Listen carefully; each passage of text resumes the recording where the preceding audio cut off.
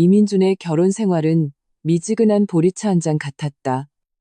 사람의 그림자가 비칠 만큼 평온하고 단조로웠다. 아내 김수진과 결혼한 지 3년, 두 사람은 수진이 결혼 전부터 살던 집으로 이사해 장모님인 박은숙 여사와 함께 살게 되었다. 집은 오래된 아파트 단지의 방 3개짜리 남양 아파트였다. 거실 베란다에는 은숙 씨가 정성껏 키우는 점란과 제라늄 화분들이 가득했다. 잎사귀에는 늘 아침 이슬이 맺혀 있어 정겨운 사람 사는 냄새가 물씬 풍겼다. 민주는 광고회사에서 기획자로 일했다. 아침 9시에 출근해 저녁 6시에 퇴근하는 가끔 야근이 있는 평범한 직장인이었다. 수지는 중학교 교사라 생활이 규칙적이었다.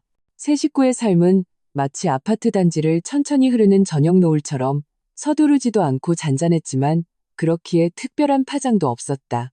박은숙 여사는 올해 52세. 5년 전 남편을 병으로 여의고 홀로 딸을 키워냈다. 관리를 잘한 편이라 눈가에 잔주름은 있었지만 온화하고 교양 있는 분위기를 풍겼다. 젊었을 때는 분명 미인이었을 것이다. 평소에는 집안일을 도맡아 집을 깔끔하게 정돈했고 사위인 민준에게도 다정한 편이었다. 아침에는 미리 된장찌개를 끓여 놓았고 민준이 야근하고 늦게 돌아오는 날이면 식탁에는 늘 따뜻한 밥과 반찬이 남아 있었다. 민준은 늘 이렇게 사려 깊은 장모님을 만난 것이 자신의 복이라고 생각했다. 그는 은숙 씨를 진심으로 존경했고 평소 어머님이라 부르며 한 번도 소홀히 대한 적이 없었다.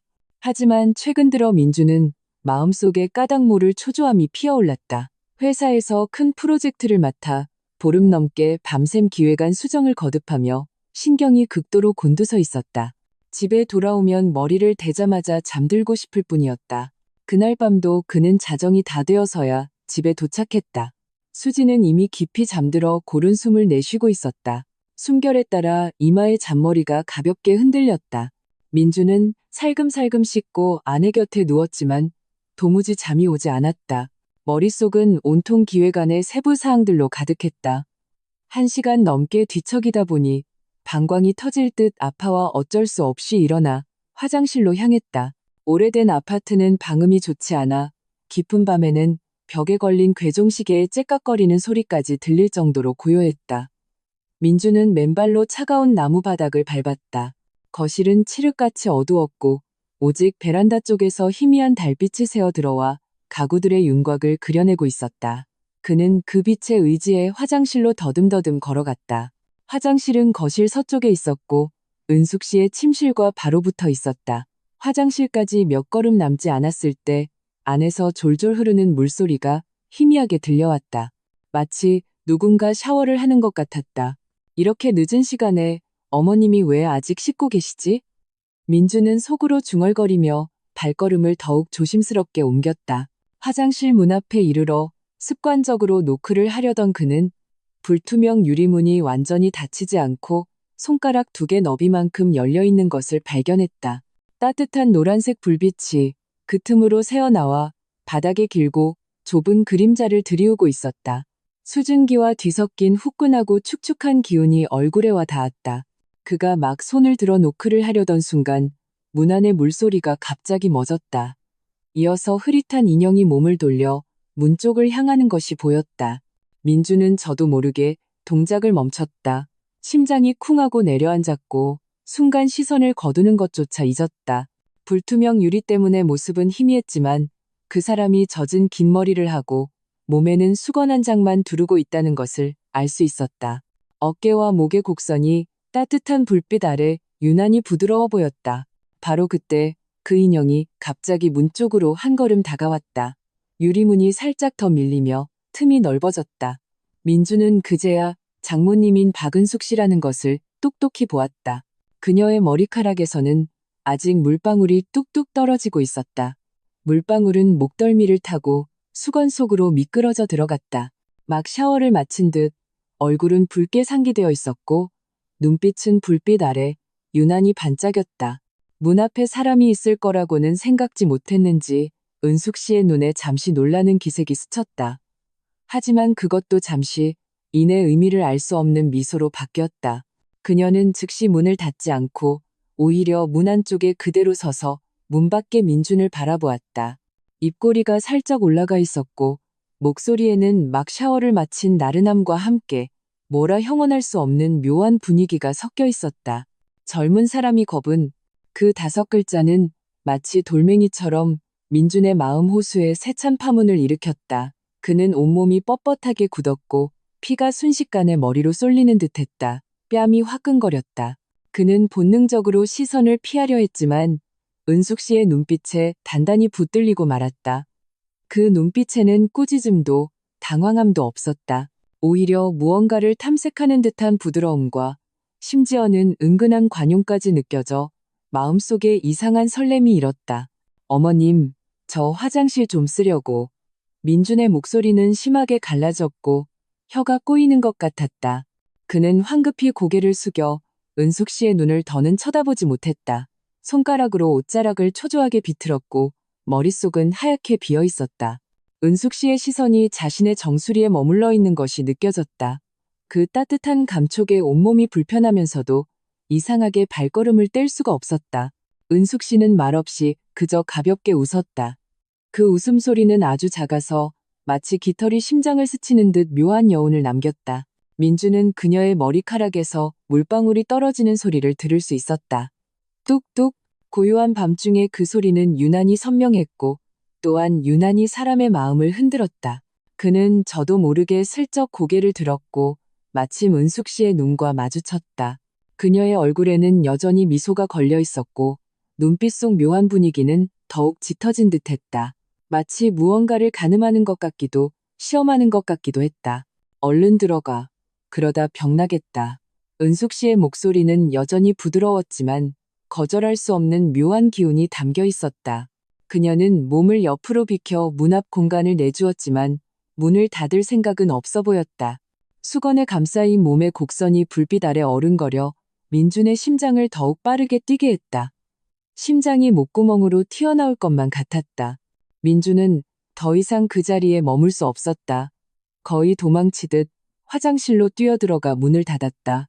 문에 기댄 채 가쁜 숨을 몰아쉬었다. 화장실 안에는 아직 은숙 씨의 바디워시 향기가 남아있었다. 은은한 아카시아 향이었다. 평소에는 우아하고 좋다고 생각했던 향기가 지금 이 순간에는 마음을 어지럽히는 묘한 기운을 풍기고 있었다. 자신의 뺨이 놀랄 만큼 뜨겁고 심장이 미친 듯이 뛰고 있다는 것을 느꼈다. 귓가에는 은숙 씨의 젊은 사람이 거분이라는 말과 그녀가 돌아설 때 지었던 의미심장한 미소가 계속 맴돌았다. 그는 도무지 이해할 수 없었다. 늘 단정하고 온화했던 장모님이 왜 이런 상황에서 그런 미소를 짓고 그런 말을 했을까? 내가 너무 예민하게 생각하는 걸까? 아니면 장모님께 정말 다른 뜻이 있는 걸까? 수많은 생각이 머릿속을 맴돌며 그를 혼란스럽게 했다.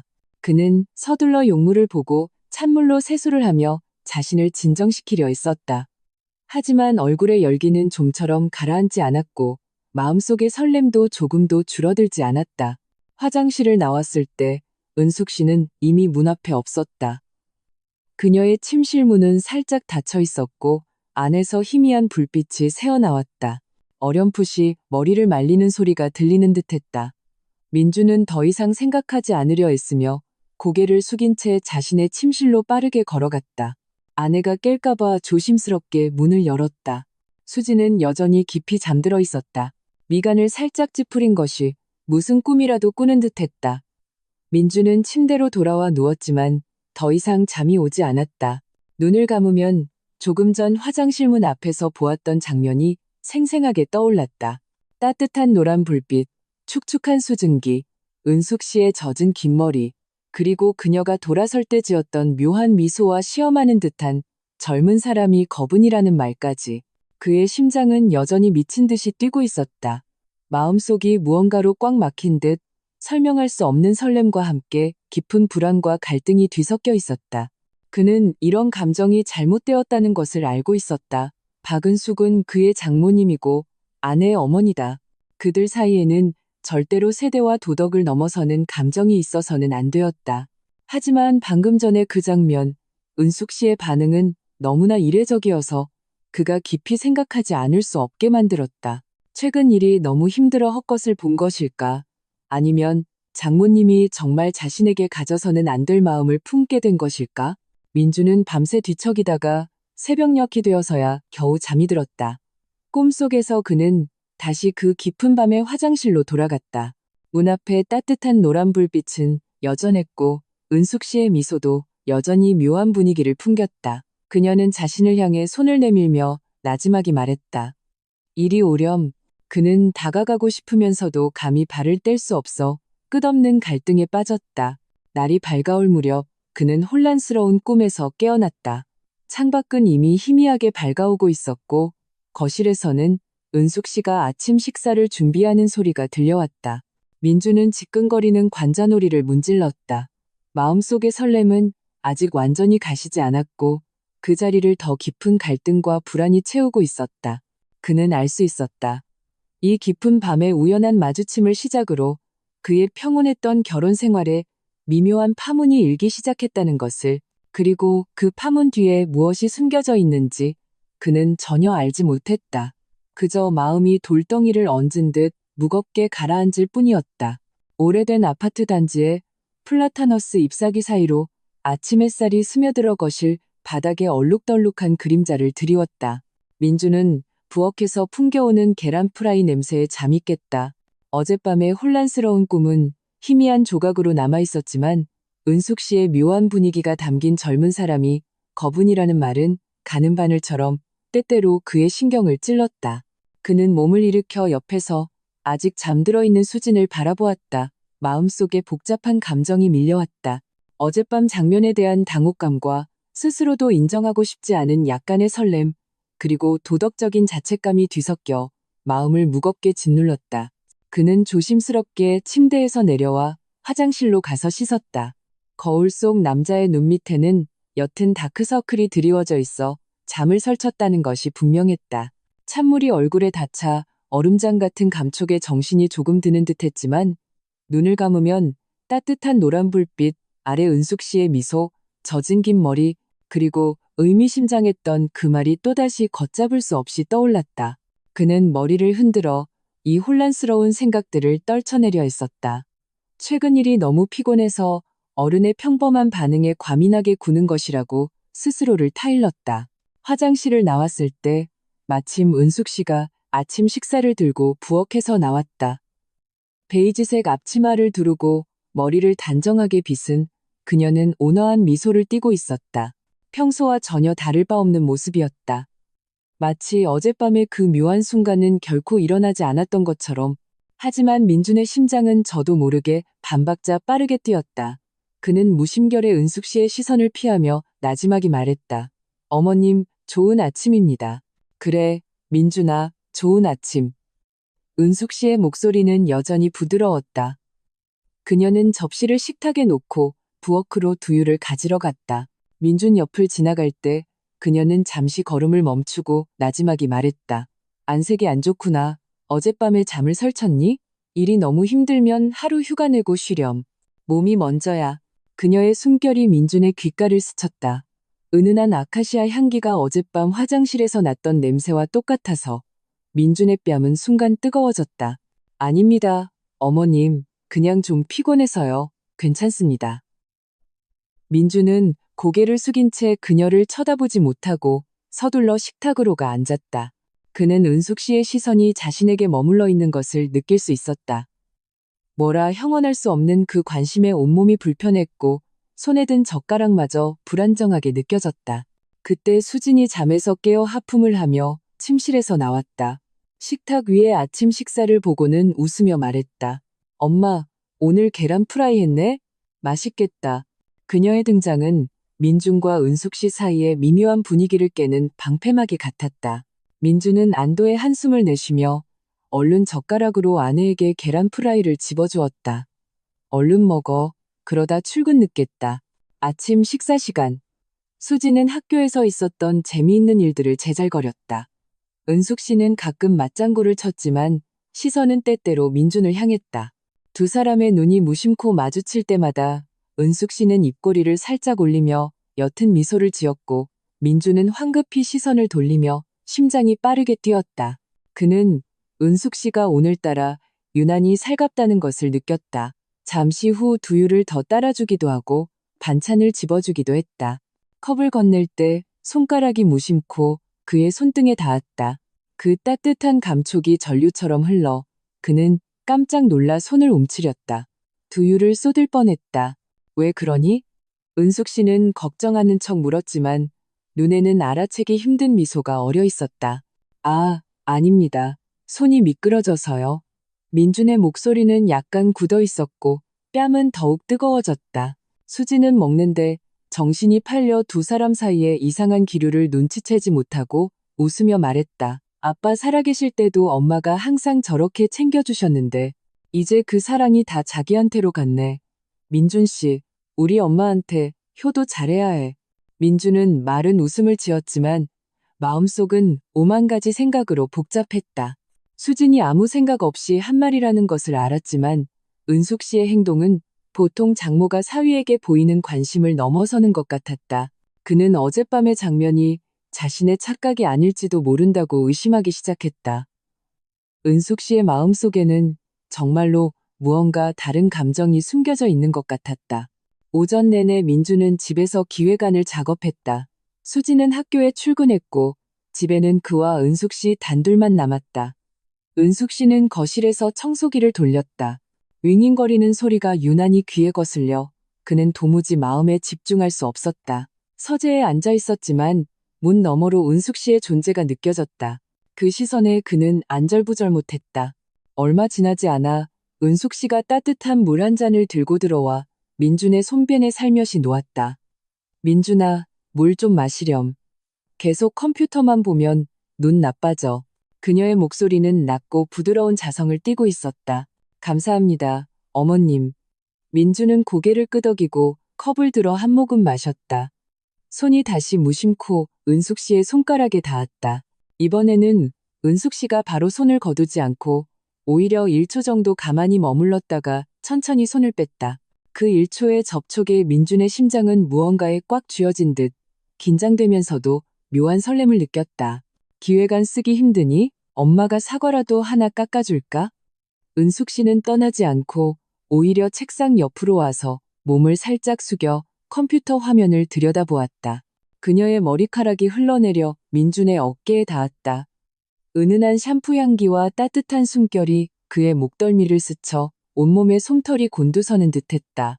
아닙니다, 어머님. 제가 좀 이따 알아서 할게요. 어머님은 바쁘신 일 보세요. 민주는 저도 모르게 옆으로 몸을 움직여 거리를 벌렸다. 그는 은숙 씨의 시선이 자신의 얼굴에 잠시 머물렀다가 이내 몸을 바로 세우며 웃는 것을 느낄 수 있었다. 그럼 너무 무리하지 말고 무슨 일 있으면 불러. 은숙 씨가 나간 후 민준의 심장은 한참이 지나서야 진정되었다. 그는 컴퓨터 화면의 빽빽한 글자들을 바라보았지만 머릿속은 텅 비어 있었다. 그는 은숙 씨가 왜 이러는지 이해할 수 없었다. 너무 오래 외로워서 죽은 남편에 대한 그리움을 자신에게 투영하는 것일까? 아니면 정말 자신에게 가져서는 안 될 마음을 품게 된 것일까? 수많은 의문이 머릿속을 맴돌며 그를 갈등과 불안에 빠뜨렸다. 점심때 은숙 씨는 민준이 가장 좋아하는 제육볶음을 만들었다. 식사하는 동안 그녀는 계속해서 민준에게 반찬을 집어주었고 그의 밥그릇은 작은 산처럼 쌓였다. 많이 먹어. 요즘 통살이 빠진 것 같구나. 은숙 씨는 그를 바라보며 다정한 눈빛을 보냈다. 그 눈빛은 민준을 기분 좋게 하면서도 불안하게 만들었다. 그는 은숙 씨가 의도적으로 자신과 단둘이 있을 기회를 만들고 있다는 것을 느꼈다. 수진이 집에 없을 때 그녀는 늘 여러 가지 핑계로 그의 곁에 나타났다. 물을 건네주고 과일을 깎아주고 청소를 하고 심지어는 그의 옆에 바싹붙어 말을 걸기도 했다. 그 거리는 그녀의 몸에서 나는 향기를 맡을 수 있을 만큼 가까웠다. 한 번은 민준이 베란다에서 전화를 하고 있을 때 은숙 씨가 빨래를 거들어 나왔다. 그의 옆을 지나가다 일부러 발을 헛디디는 척하며 비틀거리다 그의 몸 위로 쓰러졌다. 민주는 본능적으로 손을 뻗어 그녀를 부축했다. 손에 닿는 것은 따뜻하고 부드러운 감촉이었다. 은숙 씨의 몸이 그의 품에 안겼고 머리카락이 그의 가슴에 스쳐 그는 순간 얼어붙었다. 어머나, 고맙다, 민준아. 넘어질 뻔했네. 은숙 씨는 몸을 바로 세우고도 바로 떨어지지 않고 오히려 고개를 들어 그를 바라보았다. 눈에는 수줍음과 시험하는 듯한 기색이 어려 있었다. 나이가 드니 다리에 힘이 없어서 어머님, 조심하세요. 민주는 황급히 손을 떼고 한 걸음 뒤로 물러나 거리를 벌렸다. 뺨이 뜨거웠고 심장이 터질 듯이 뛰었다. 그는 은숙 씨의 시선이 자신에게 머물러 있는 것을 느낄 수 있었다. 그 시선에는 실망감과 함께 무언가를 확인하려는 듯한 기색이 담겨 있었다. 오후에 수진이 일찍 퇴근해 돌아왔다. 문을 열자마자 집안의 분위기가 미묘하다는 것을 느꼈다. 민주는 소파에 앉아 TV를 보고 있었지만 눈빛은 어딘가 멍했다. 은숙 씨는 부엌에서 저녁을 준비하며 때때로 고개를 내밀어 거실을 살폈다. 두 사람 사이에는 별다른 대화가 없었지만 말로 설명할 수 없는 이상한 기류가 흘렀다. 저녁 식사 때 수지는 민준이 늘 은숙 씨의 시선을 피하고 어머니가 민준을 보는 눈빛이 평소보다 더 부드럽고 심지어는 약간의 의존감마저 띠고 있다는 것을 알아챘다. 한 번은 은숙 씨가 민준에게 반찬을 집어주다가 젓가락이 그의 젓가락과 부딪혔다. 두 사람은 동시에 멈칫했고 민준은 황급히 손을 거두었다. 반면 은숙 씨는 입가에 미소를 띤 채 계속해서 그의 그릇에 반찬을 놓아주었다. 이 장면을 본 수지는 미간을 찌푸리며 마음속에 의혹이 피어올랐다. 식사 후 수지는 민준을 침실로 데려가 나지막이 물었다. 민준 씨, 요즘 무슨 고민 있어? 당신 좀 이상해. 우리 엄마랑도 뭔가 좀 어색하고. 민준은 가슴이 철렁했지만 황급히 둘러댔다. 아니야, 당신이 너무 예민하게 생각하는 거야. 그냥 요즘 일이 너무 바빠서 좀 피곤할 뿐이야. 정말? 수지는 그의 눈을 똑바로 쳐다보았다. 왜 내가 보기엔 당신이 우리 엄마랑 단둘이 있을 때 분위기가 좀 이상한 것 같지? 아까 밥 먹을 때도 젓가락 부딪혔는데 왜 그렇게 놀라는 거야? 아니라니까. 그냥 실수로 부딪혀서 좀 어색했을 뿐이야. 민주는 아내의 시선을 피하며 어색하게 말했다. 그는 수진에게 자신의 걱정을 털어놓을 수 없었다. 첫째는 실질적인 증거가 없었고, 둘째는 이런 일을 입에 담기조차 어려웠기 때문이다. 말했다가는 부부관계에 금이 갈 것이 뻔했다. 수진은 그의 회피하는 눈빛을 보며 마음속의 의혹이 더욱 깊어졌다. 하지만 민준이 더 이상 말하고 싶어 하지 않는 것을 보고 더는 묻지 않고 가볍게 한숨을 쉬었다. 그럼 피곤하면 푹 쉬어. 너무 무리하지 말고 우리 엄마 혼자 계셔서 힘드셨을 테니 당신이 많이 이해해드려. 하지만 너무 가깝게 지내지는 마. 아무리 그래도 남녀유별이라는 말도 있잖아. 어머니는 내 엄마고 당신은 내 남편이니까. 수진의 말은 경종처럼 민준의 마음에 울렸다. 그는 고개를 끄덕였다. 알았어. 걱정 마. 하지만 그는 마음속으로 일이 그렇게 간단하지 않다는 것을 알고 있었다. 은숙 씨의 시험은 점점 더 노골적으로 변하고 있었다. 그 무심한 접촉, 의미심장한 눈빛, 의도적으로 만들어내는 단둘의 기회들이 보이지 않는 그물처럼 그를 올가매고 있었다. 그는 그 묘한 설렘을 거부할 수 없으면서도 도덕과 윤리에 묶여 극심한 갈등에 빠져 있었다. 그는 은숙 씨의 한계가 어디인지, 이런 묘한 관계가 얼마나 지속될지 알 수 없었다. 더 두려운 것은 언젠가 이 가져서는 안 될 감정이 터져나와 이 평온했던 가정을 완전히 혼란에 빠뜨릴지도 모른다는 것이었다. 밤이 깊었다. 민주는 침대에 누워 있었다. 옆에 수지는 이미 깊이 잠들었다. 거실에서 은숙 씨 침실의 불이 꺼지는 소리가 들려왔고 집 전체가 다시 고요에 잠겼다. 하지만 민준의 마음은 조금도 평온하지 않았다. 그는 눈을 감았다. 눈앞에는 낮에 은숙 씨가 자신에게 다가왔을 때의 장면이 떠올랐다. 그 따뜻한 감촉, 은은한 향기, 그리고 그녀의 눈빛에 담긴 묘한 분위기와 시험하는 듯한 태도, 그것은 그를 불안하게 하면서도 묘한 기대를 품게 했다. 그는 자신이 이렇게 생각하는 것이 잘못되었다는 것을 알았지만 자신의 생각을 통제할 수 없었다. 그는 몸을 뒤척이며 창밖의 달빛을 바라보았다. 마음은 갈등과 불안으로 가득 차 있었다. 그는 이 갑작스러운 묘한 관계가 자신과 이 가정을 어떤 방향으로 이끌어갈지 알 수 없었다. 그리고 은숙 씨의 이 모든 비정상적인 행동 뒤에는 어떤 비밀이 숨겨져 있는지 그는 알 길이 없었고 그저 도덕과 감정의 경계에서 힘겹게 방황할 뿐이었다. 주말의 햇살은 평일보다 더 나른하게 느껴졌다. 서재의 통유리 창을 통해 들어와 바닥에 따뜻한 빛의 얼룩을 만들었다. 수지는 아침 일찍 동료와 쇼핑 약속이 있다며 떠나기 전에 민준에게 서재 정리를 도와달라고 부탁했다. 책장 맨 위층에는 은숙 씨가 버리지 못하고 쌓아둔 낡은 책과 잡동사니들이 가득했다. 민준은 처음에는 거절하고 싶었지만 아내의 기대에 찬 눈빛을 보고는 결국 고개를 끄덕였다. 어쩌면 이것이 은숙 씨를 피할 좋은 기회일지도 모른다고 생각했다. 최근 며칠간의 묘한 시험에 그는 숨이 막힐 지경이었다. 서재는 크지 않았고 벽 쪽의 책장이 공간의 대부분을 차지하고 있었다.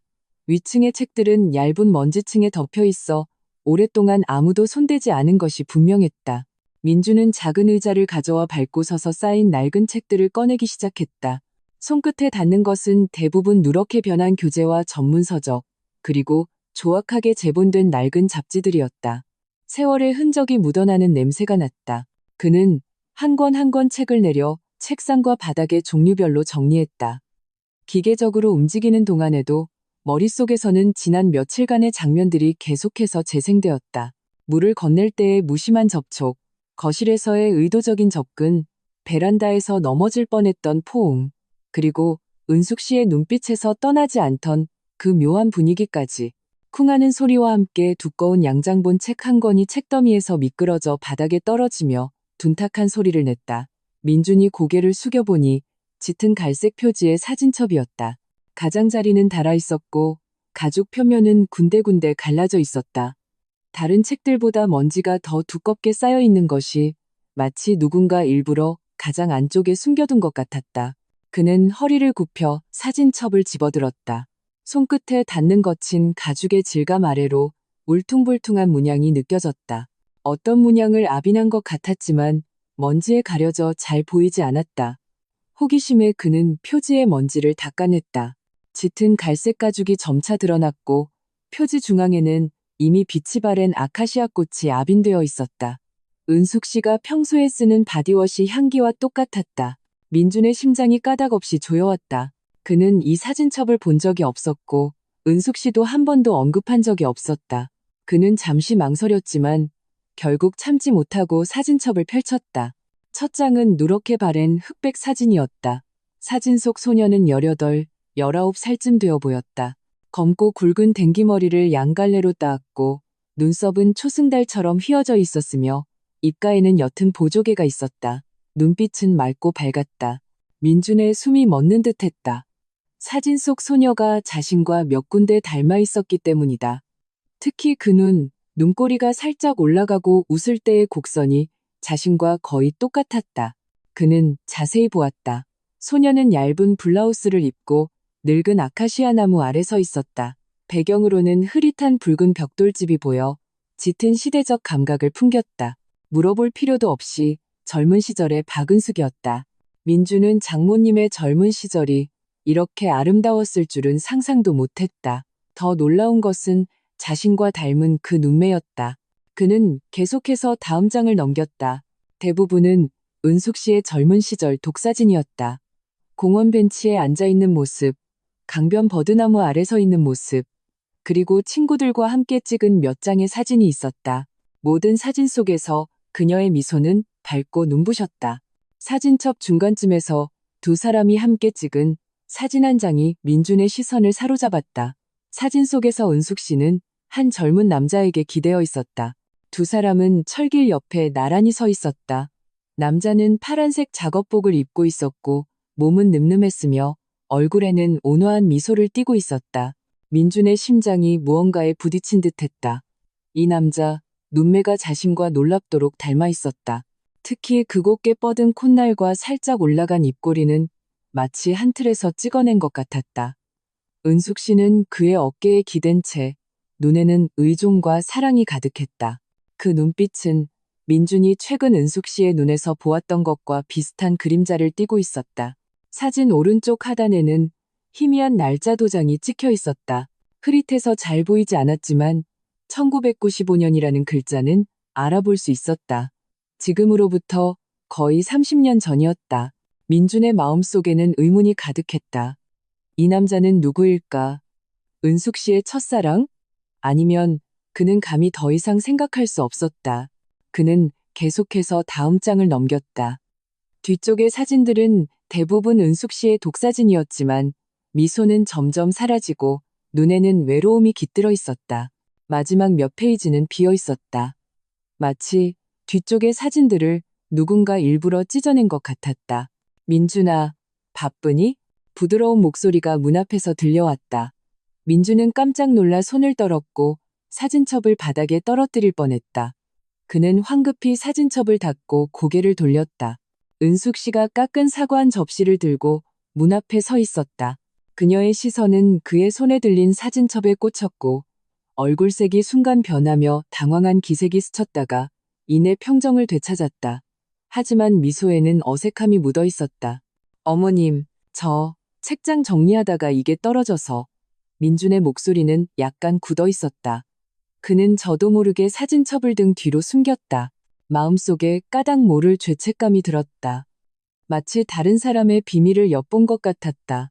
은숙 씨가 들어와 과일 접시를 책상에 놓았다. 하지만 시선은 계속해서 민준 등 뒤에 사진첩에 머물러 있었다. 목소리가 조금 낮아졌다. 그건 어떻게 찾았니? 책더미 가장 안쪽에 숨겨져 있었는데 떨어졌어요. 민준은 숨기지 않았다. 그는 은숙 씨의 눈을 바라보았다. 그녀의 눈에는 슬픔과 함께 알아채기 힘든 그리움이 담겨 있었다. 어머님, 사진 속 인물은 어머님 젊으셨을 때죠? 정말 아름다우세요. 은숙 씨의 뺨에 옅은 홍조가 떠올랐다. 마치 속마음을 들킨 것 같았다. 그녀는 가볍게 고개를 끄덕이고 사진첩을 받으려 손을 뻗었지만 손가락은 허공에서 멈췄다. 대신 사과 한 조각을 집어 민준에게 건넸다. 다 지난 일이야.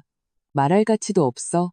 민준은 사과를 받았지만 먹지 않았다. 그는 은숙 씨를 바라보며 용기를 내어 물었다. 어머님, 사진에서 어머님과 함께 있던 그 남자는 누구예요? 은숙 씨의 눈빛이 순간 어두워졌고 얼굴의 미소도 사라졌다. 그녀는 잠시 침묵하다가 천천히 입을 열었다. 오랜 친구야. 목소리에는 짙은 슬픔이 배어 있어 듣는 사람의 마음을 아프게 했다. 오랜 친구요? 민주는 되물었다. 그는 그 남자가 은숙 씨에게 단순한 오랜 친구 이상의 존재라는 것을 느낄 수 있었다.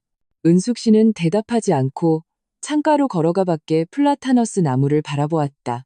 시선은 먼 곳을 향해 있었고 마치 추억에 잠긴 듯했다. 햇빛이 그녀의 옆얼굴을 비추며 부드러운 윤곽을 그렸다. 눈가의 잔주름이 빛과 그림자 아래 유난히 선명했고 세월의 흔적이 묻어 있었다. 그때는 아직 젊었지. 아무것도 몰랐어. 그녀가 나지막이 말했다. 목소리에는 아쉬움이 묻어 있었다. 어느새 이렇게 세월이 흘렀네. 민주는 더 이상 묻지 않았다. 그는 은숙 씨가 더 이상 말하고 싶어 하지 않는다는 것을 느낄 수 있었다. 누구에게나 비밀은 있고 특히 감정적인 과거사는 더욱 그렇다. 하지만 그의 마음속 의문은 점점 더 깊어졌다. 자신과 닮은 그 남자, 과연 은숙 씨와 어떤 사연이 있었을까? 은숙 씨가 자신에게 보이는 묘한 태도는 그 남자와 관련이 있는 것일까? 민준아, 은숙 씨가 갑자기 몸을 돌려 민준을 바라보았다. 눈에는 연약함과 함께 의존하는 기색이 담겨 있었다. 사람이 한평생 살다 보면 꼭 만회하고 싶은 후회가 있는데 다시는 기회가 없는 경우도 있지 않니? 민주는 멍해졌다. 그는 은숙 씨가 갑자기 이런 말을 할 줄은 몰랐다. 그녀의 눈에 담긴 슬픔을 보며 그는 마음속에 까닭 모를 안타까움이 일었다. 이전의 당혹감과 거부감은 조금 옅어지는 듯했다. 어머님, 지난 일은 그냥 지나가게 두세요. 지금을 소중히 여기는 게 가장 중요하잖아요. 그는 나지막이 위로했다. 목소리에는 자신도 모르는 부드러움이 묻어 있었다. 은숙 씨는 고개를 끄덕이고 천천히 민준 곁으로 다가왔다. 거리가 아주 가까워서 그녀의 몸에서 나는 은은한 아카시아 향기를 맡을 수 있었다. 사진첩 표지의 냄새와 똑같았다. 그녀는 말없이 조용히 서 있었다. 어깨는 살짝 처져 있었고 마치 평소에 강인함을 내려놓고 내면의 연약함을 드러낸 것 같았다. 민주는 그녀가 할 말이 많은 것 같지만 어디서부터 시작해야 할지 모르는 것 같다고 느꼈다. 서재 안의 분위기는 유난히 고요해졌고 오직 창밖에서 간간히 들려오는 새소리만 들렸다. 은숙 씨가 갑자기 몸을 살짝 옆으로 기울였다. 어깨가 무심코 민준의 팔에 닿았다. 그 따뜻한 감촉에 민준의 심장이 한 박자 멎었다. 그는 저도 모르게 피하려 했지만 은숙 씨가 고개를 들어 자신을 바라보는 것을 보았다.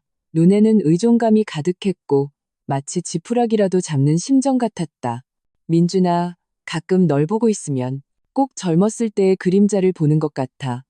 은숙 씨의 목소리는 아주 낮았고 약간의 흐느낌이 섞여 있었다. 너와 그 사람은 정말 닮았어. 눈매도, 말하는 말투도, 다. 민준의 심장이 쿵 하고 내려앉았다. 그는 마침내 자신의 추측을 확인했다. 은숙 씨가 자신에게 보이는 묘한 태도는 역시 사진 속의 그 남자와 관련이 있었다. 그녀는 정말 자신에게 가져서는 안 될 마음을 품은 것이 아니라 그 남자에 대한 그리움과 후회를 자신과 닮은 자신에게 투영하고 있었던 것이다. 이 깨달음에 그의 마음은 오만 가지 생각으로 복잡해졌다. 한편으로는 안도감이 들었지만 다른 한편으로는 까닭 모를 실망감이 들었다. 어머님, 민주는 잠시 망설이다가 그녀의 어깨를 가볍게 두드렸다. 마치 상처받은 어른을 위로하는 것처럼 과거의 감정은 쉽게 놓기 어려울지도 모르지만 어머님 곁에는 저와 수진이가 있잖아요. 저희가 잘 모실게요. 은숙 씨의 눈이 붉어졌다. 그녀는 말없이 그저 가볍게 고개를 끄덕였지만 눈물은 참지 못하고 흘러내려 뺨을 타고 옷깃에 떨어졌다. 그녀는 손을 들어 눈물을 닦고 억지로 미소를 지었다. 못난 모습을 보였구나. 나이가 드니 괜한 생각만 많아져서 그녀는 몸을 돌려 떠나려 했지만 발걸음이 약간 비틀거렸다.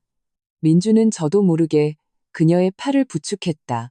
이번에는 은숙 씨가 바로 손을 떼지 않고 오히려 민준의 어깨에 가볍게 기댔다.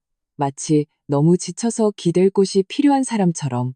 그녀의 머리카락이 민준의 목덜미에 스쳤고 따뜻한 숨결이 닿았다. 은은한 눈물의 짠맛과 아카시아 향기가 섞여 있었다.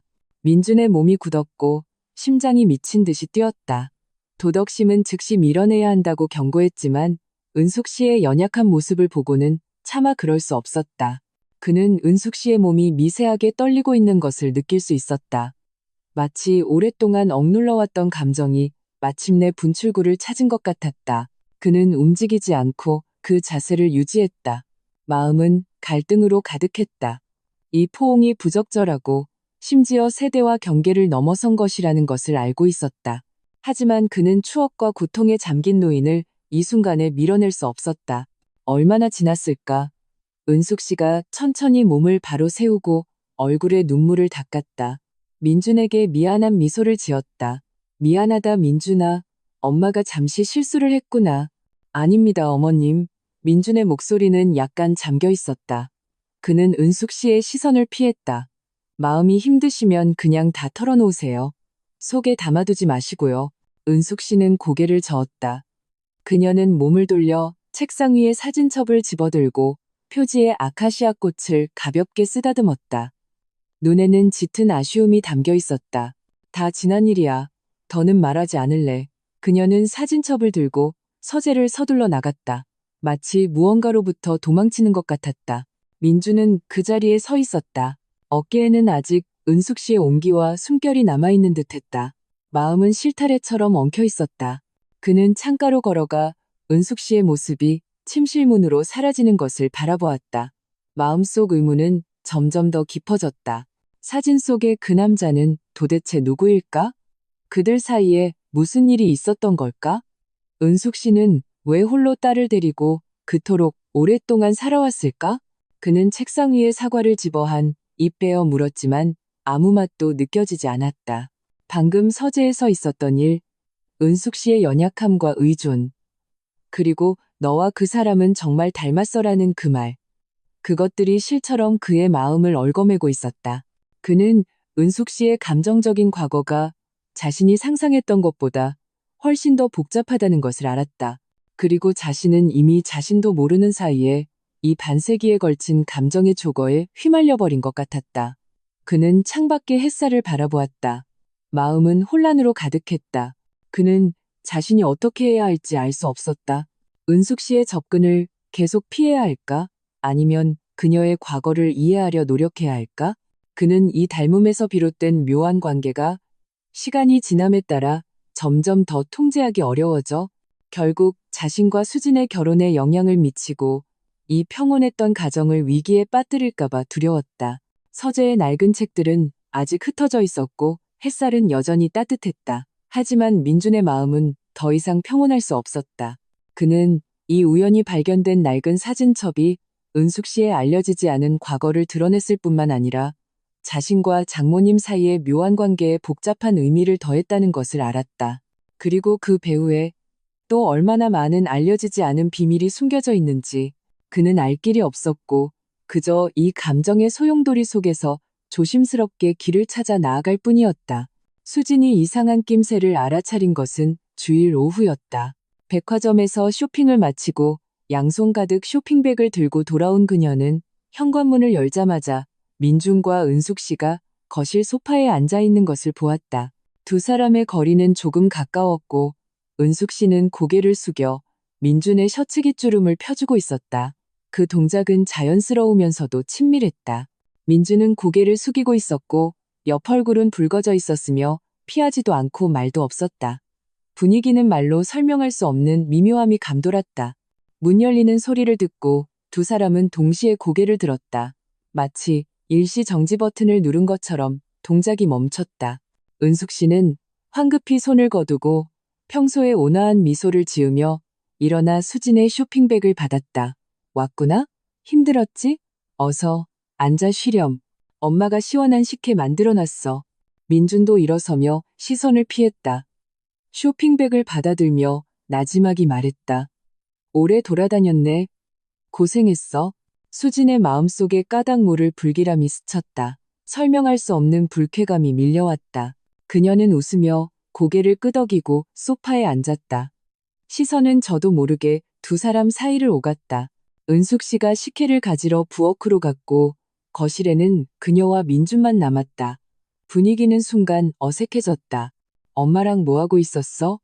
수지는 아무렇지 않은 척 물었지만 시선은 민준의 눈을 뚫어져라 쳐다보았다. 아무것도 아니야. 민준의 눈빛이 흔들렸고 그녀의 시선을 피했다. 아까 서재 정리하다가 옷이 구겨져서 어머님이 펴주셨어. 수지는 하고 대답하고 더 이상 묻지 않았다. 하지만 마음속의 의혹은 점점 더 깊어졌다.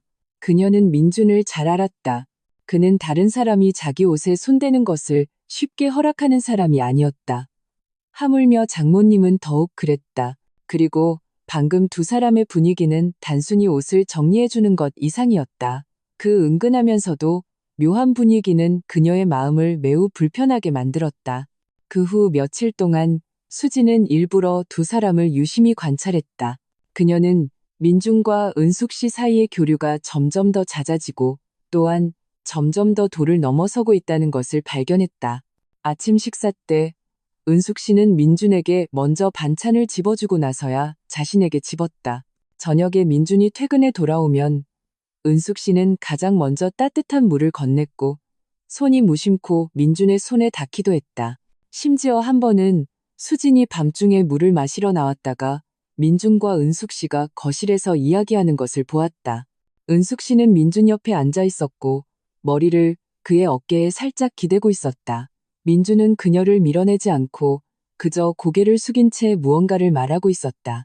이런 장면들은 가시처럼 수진의 마음에 밝혔다. 그녀는 잠을 이루지 못하고 침대에서 뒤척였다. 머릿속에는 온통 두 사람이 교류하는 장면들로 가득했다. 그녀는 이해할 수 없었다. 늘 단정했던 어머니와 늘 성실했던 남편이 어떻게 이렇게 변할 수 있었을까? 그녀는 민준과 대화할 기회를 찾으려 했지만 막상 말이 입가에 맴돌 때마다 어떻게 시작해야 할지 알 수 없었다. 수요일 저녁, 수지는 일부러 일찍 퇴근해 민준이 좋아하는 음식으로 한 상 가득 차렸다. 식사 중에 그녀는 민준을 바라보며 한참을 망설이다가 마침내 입을 열었다. 민준 씨, 요즘 나한테 숨기는 거 있지? 민준의 동작이 멈칫했고 고개를 들어 그녀를 바라보았다. 눈빛은 약간 당황스러워 보였다. 아니, 왜 그렇게 물어? 그럼 왜 요즘 나를 피하는 거야? 수진의 목소리에는 서운함이 묻어 있었다. 우리 예전에는 안 그랬잖아. 퇴근하면 나한테 회사 얘기도 해주고, 자기 전에는 이런저런 얘기도 나눴는데. 근데 지금은 집에 오면 서재로 숨거나 아니면 우리 엄마랑 같이 있잖아. 우리 사이가 점점 멀어지는 것 같아. 민준의 마음속에 죄책감이 밀려왔다. 그는 자신의 태도가 수진을 불안하게 만들었다는 것을 알았다. 하지만 그는 도저히 설명할 방법이 없었다. 아내에게 그녀의 어머니가 자신에게 묘한 행동을 보이고 자신도 마음속에 가져서는 안 될 설렘을 느꼈다고 말할 수는 없었다. 그런 말을 입에 담는 순간 이 가정은 완전히 무너질 것이었다. 미안해, 수진아. 민주는 젓가락을 놓고 수진의 손을 잡았다. 요즘 회사 프로젝트가 너무 바빠서 스트레스가 좀 심했어. 그래서 너한테 말을 별로 못했네. 괜한 생각하게 해서 미안해. 수지는 그의 눈을 바라보았다. 그가 자신을 얼버무리려 한다는 것을 느낄 수 있었다. 그녀는 손을 빼며 실망스러운 어조로 말했다. 정말 일 때문이야? 그럼 우리 엄마랑은 왜 그렇게 이상하게 느껴지는 거지? 당신이 너무 예민하게 생각하는 거야. 민주는 그녀의 시선을 피했다. 나랑 어머님이 무슨 일이 있겠어? 당신 엄마고 나는 당신 남편인데 그냥 평범한 장모와 사위 관계지. 그때 은숙 씨가 국 한 그릇을 들고 와서 웃으며 말했다. 수진아, 너 왜 그러니? 민준이 오해하는 거 아니야? 걔 요즘 정말 힘들어.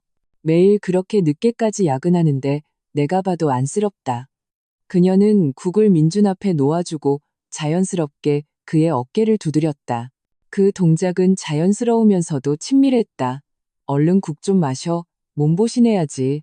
수지는 어머니의 행동을 보며 마음속의 불쾌감이 더욱 강해졌다. 그녀는 어머니가 일부러 민준을 감싸고 또한 자신 앞에서 민준과의 친밀함을 과시하는 것 같다고 느꼈다. 그녀는 입을 열어 무언가 더 말하고 싶었지만 어머니의 온화한 미소와 민준의 회피하는 눈빛을 보고는 결국 말을 삼켰다. 그날 밤 수지는 침대에 누워 민준에게 등을 돌린 채 뜬 눈으로 밤을 새웠다. 그녀는 민준도 잠들지 못하고 뒤척이는 것을 느낄 수 있었지만 그는 먼저 말을 걸어오지 않았다.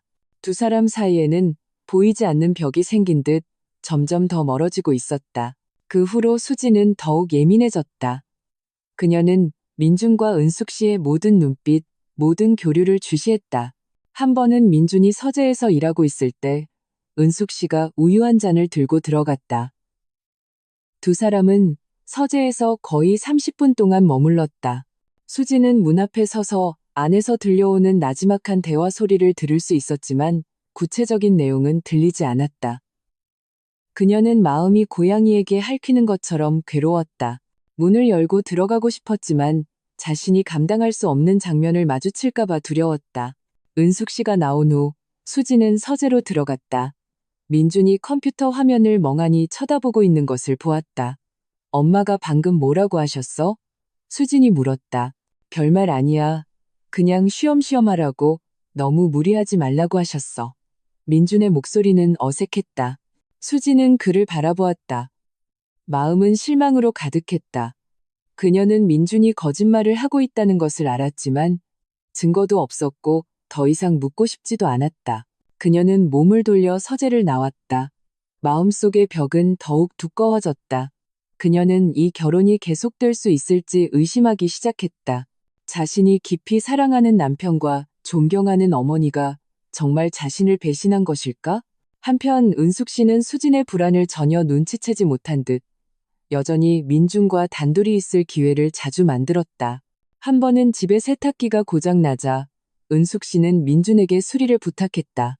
민준이 화장실에 쪼그려 앉아 세탁기를 고치는 동안 은숙 씨는 바로 옆에 서서 스패너를 건네주고 수건을 건네주었다. 두 사람은 아주 가까이 붙어 있었고 은숙 씨의 머리카락이 가끔 흘러내려 민준의 등에 닿았다. 민준의 몸은 저도 모르게 굳었지만 피하지는 않았다. 이 장면을 막 퇴근해 돌아온 수진이 보았다. 그녀는 화장실 문 앞에 서서 온몸이 차갑게 식는 것을 느꼈다.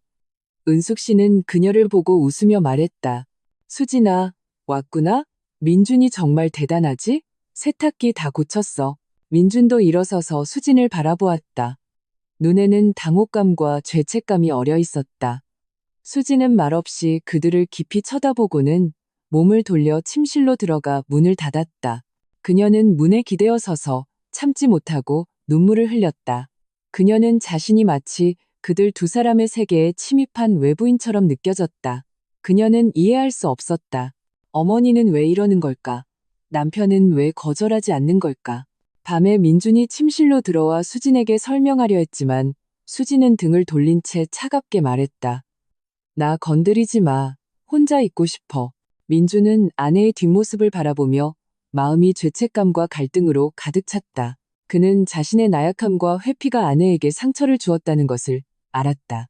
하지만 그는 이 문제를 어떻게 처리해야 할지 도무지 알 수 없었다. 수진에게 진실을 말하면 그녀를 더욱 고통스럽게 만들고 심지어 이혼으로 이어질 수도 있었다. 말하지 않으면 이 벽은 점점 더 두꺼워지고 부부 관계도 점점 더 나빠질 것이었다. 은숙 씨도 수진의 감정 변화를 눈치챈 것 같았지만 그녀는 자신의 행동을 거두지 않고 오히려 더욱 적극적으로 민준에게 다가갔다. 한 번은 수진이 감기에 걸려 침대에 누워 있을 때 은숙 씨는 민준에게 생강차를 끓여달라고 부탁했다. 생강차가 다 끓자 은숙 씨는 민준에게 침실로 가져다 주라고 하고 자신도 뒤따라 들어갔다. 그녀는 침대 옆에 서서 민준이 수진에게 생강차를 먹여주는 것을 바라보았다. 눈에는 알아채기 힘든 복잡한 감정이 담겨 있었다. 수진은 어머니의 눈빛을 보며 마음이 차갑게 식었다. 그녀는 민준이 건네는 생강차를 밀어내며 말했다. 마시기 싫어. 두 사람 다 나가줘. 민준과 은숙 씨는 서로를 쳐다보고는 어쩔 수 없이 몸을 돌려 침실을 나갔다. 거실에서 은숙 씨는 민준을 바라보며 나지막이 말했다. 민준아, 수진이가 오해한 것 같구나. 너무 마음에 담아두지 마. 민준은 말없이 한숨만 쉬었다. 그는 이것이 오해가 아니라 실제 하는 문제라는 것을 알았다. 자신과 은숙 씨 사이의 묘한 관계는 이미 자신과 수진의 결혼에 심각한 영향을 미치고 있었다. 그는 선택을 해야 했다. 은숙 씨를 완전히 거절하고 자신의 결혼을 지키거나 아니면 이 묘한 관계에 계속 빠져들어 결국 모든 것을 잃거나. 하지만 그는 은숙 씨의 눈에 담긴 의존과 연약함을 보고는 차마 거절할 수 없었다. 그는 사진첩 속의 자신과 닮은 남자 은숙 씨의 과거와 후회를 떠올렸다. 마음속의 죄책감은 더욱 깊어졌다. 그는 이 세대를 뛰어넘는 감정의 쪼거를 어떻게 균형 잡아야 할지, 자신의 결혼과 가정을 어떻게 지켜야 할지 알 수 없었다. 밤이 깊었다. 수지는 침대에 누워 소리 없이 눈물을 흘렸다. 그녀는 거실에서 은숙 씨와 민준이 나지막이 대화하는 소리를 들을 수 있었다. 내용은 들리지 않았지만 그 소리는 그녀의 마음을 더욱 고통스럽게 만들었다. 그녀는 이 갑작스러운 가정 위기가 과연 어떤 방식으로 끝날지 알 수 없었다. 그리고 자신이 깊이 사랑하는 남편이 결국 자신의 편에 서줄지 아니면 그 가져서는 안 될 묘한 관계에 휩쓸려 돌이킬 수 없는 길로 가게 될지. 부부 사이의 벽은 점점 더 두꺼워졌고 집안의 분위기도 점점 더 무거워졌다. 예전에 따뜻하고 화목했던 가정은 이제 의심과 불안으로 가득 찼다. 민주는 도덕과 감정의 경계에서 고통스럽게 발버둥 쳤고 수지는 실망과 고통 속에서 괴로워했다. 그리고 은숙 씨는 여전히 그 반세기에 걸친 감정의 기탁을 안고 민준에게 다가갔다. 마치 자신의 행동이 이 행복했던 가정을 조금씩 무너뜨리고 있다는 것을 전혀 깨닫지 못한 사람처럼. 6월의 하늘은 아이의 얼굴처럼 변덕스러웠다. 저녁 무렵 하늘은 아직 희미한 노을빛을 띠고 있었지만 얼마 지나지 않아 먹구름이 마치 쏟아진 먹물처럼 빠르게 번져나가 온 하늘을 뒤덮었다. 거센 바람이 오래된 아파트 단지의 골목을 휩쓸며 땅 위의 낙엽과 먼지를 일으켰다. 창문이 덜컹거리며 흔들렸고 곧 폭우가 쏟아질 것을 예고했다. 민준이 퇴근해 집에 도착했을 때 하늘은 이미 완전히 어두워져 있었다. 굵은 빗방울이 창문에 부딪히며 물줄기를 만들어 창밖의 풍경을 흐릿하게 만들었다. 수지는 학교의 갑작스러운 야근 때문에 아직 돌아오지 않았고 집에는 은숙 씨 혼자 부엌에서 바쁘게 움직이고 있었다. 민준이 돌아온 것을 보고 은숙 씨는 황급히 손에 물기를 닦고 그의 서류 가방을 받았다. 왔구나. 어서 앉아 쉬렴. 밖에 비가 이렇게 많이 오는데 비 맞지는 않았니? 아닙니다, 어머님. 택시 타고 왔어요. 민주는 신발을 갈아 신고 거실로 들어갔다. 창밖의 폭우를 바라보며 그는 마음속에 까닭 모를 초조함이 일었다. 최근 수진과의 냉전은 계속되고 있었다. 두 사람은 한 지붕 아래 살고 있었지만 거의 말을 하지 않았다. 집안의 분위기는 숨이 막힐 정도로 무거웠다. 은숙 씨가 따뜻한 차 한 잔을 가져와 민준 앞에 놓았다. 따뜻한 차 마시고 몸 좀 녹이렴. 수진이는 학교에 일이 좀 있어서 늦게 올 것 같다고 하더구나. 그녀는 민준 옆 소파에 앉았다. 두 사람 사이에는 빈자리가 하나 있었지만 여전히 서로 간의 미묘한 분위기를 느낄 수 있었다. 민준은 차를 한 모금 마셨다. 따뜻한 액체가 목구멍을 타고 내려가며 마음속의 초조함을 조금 가라앉혔다. 그는 창밖의 폭우를 바라보았다. 귓가에는 빗방울이 창문에 부딪히는 소리와 거실 괴종시계의 째깍거리는 소리만 들렸다. 집 전체가 유난히 고요하게 느껴졌다. 은숙 씨는 말없이 가끔 민준을 쳐다보았다. 눈에는 복잡한 감정이 담겨 있었다. 의존, 시험, 그리고 알아채기 힘든 슬픔까지. 갑자기 탁 하는 소리와 함께 거실에 불이 꺼졌다. 집 전체가 칠흑 같은 어둠에 잠겼다. 창밖의 번개가 가끔 밤하늘을 가르며 잠시 방을 비추었다가 이내 더 깊은 어둠 속으로 사라졌다. 에어컨도 멈췄고 오직 창밖의 빗소리와 바람 소리만 남았다. 정전이네. 민주는 저도 모르게 말했다. 마음이 약간 불안해졌다. 그는 어릴 때부터 어둠을 좀 무서워했고 특히 이렇게 손가락 하나 보이지 않는 어둠은 그를 까닭없이 불안하게 만들었다. 폭우 때문에 선로에 문제가 생긴 모양이구나. 은숙 씨의 목소리가 어둠 속에서 들려왔다. 약간의 떨림이 느껴졌다. 내가 가서 양초를 가져올게. 그녀는 일어나 부엌 쪽으로 더듬더듬 걸어갔다. 민주는 그녀의 발걸음이 약간 비틀거리는 것을 듣고 황급히 말했다. 어머님, 조심하세요. 제가 갈게요. 그는 일어나 은숙 씨 뒤를 따랐다. 어둠 속에서 그는 은숙 씨의 몸이 미세하게 떨리고 있는 것을 느낄 수 있었다. 그녀도 무서워하는 것 같았다. 두 사람은 더듬거리며 부엌으로 가서 민준이 서랍에서 양초와 라이터를 찾았다. 양초에 불을 붙이는 순간 미약한 불꽃이 작은 부엌을 비추었다. 따뜻한 노란빛이 어둠의 일부를 몰아내고 은숙 씨의 얼굴을 비추었다. 그녀의 얼굴은 약간 창백했고 눈에는 놀란 기색이 담겨 있었다. 평소에 차분하고 온화한 모습은 사라지고 연약한 면이 드러났다. 고맙다, 민준아. 엄마는 어둠이 좀 무서워서. 은숙 씨는 민준을 바라보았다. 눈에는 의존하는 기색이 담겨 있었고 목소리도 평소보다 낮았다. 괜찮습니다, 어머님. 제가 있잖아요.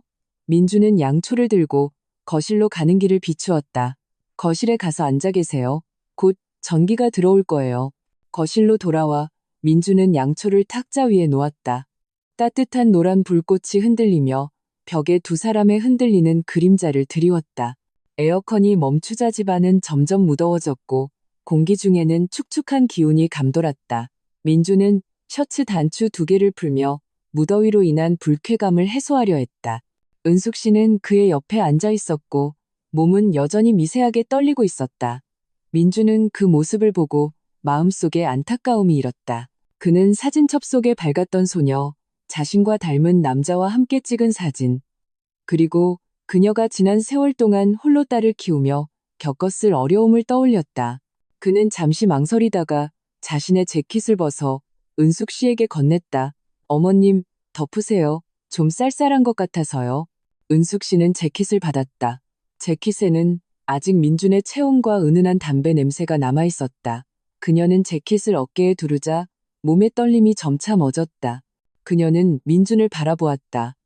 눈에는 감사함과 함께 촛불 아래 유난히 선명하게 보이는 복잡한 감정이 담겨 있었다. 민준아, 아니? 은숙 씨가 갑자기 입을 열었다.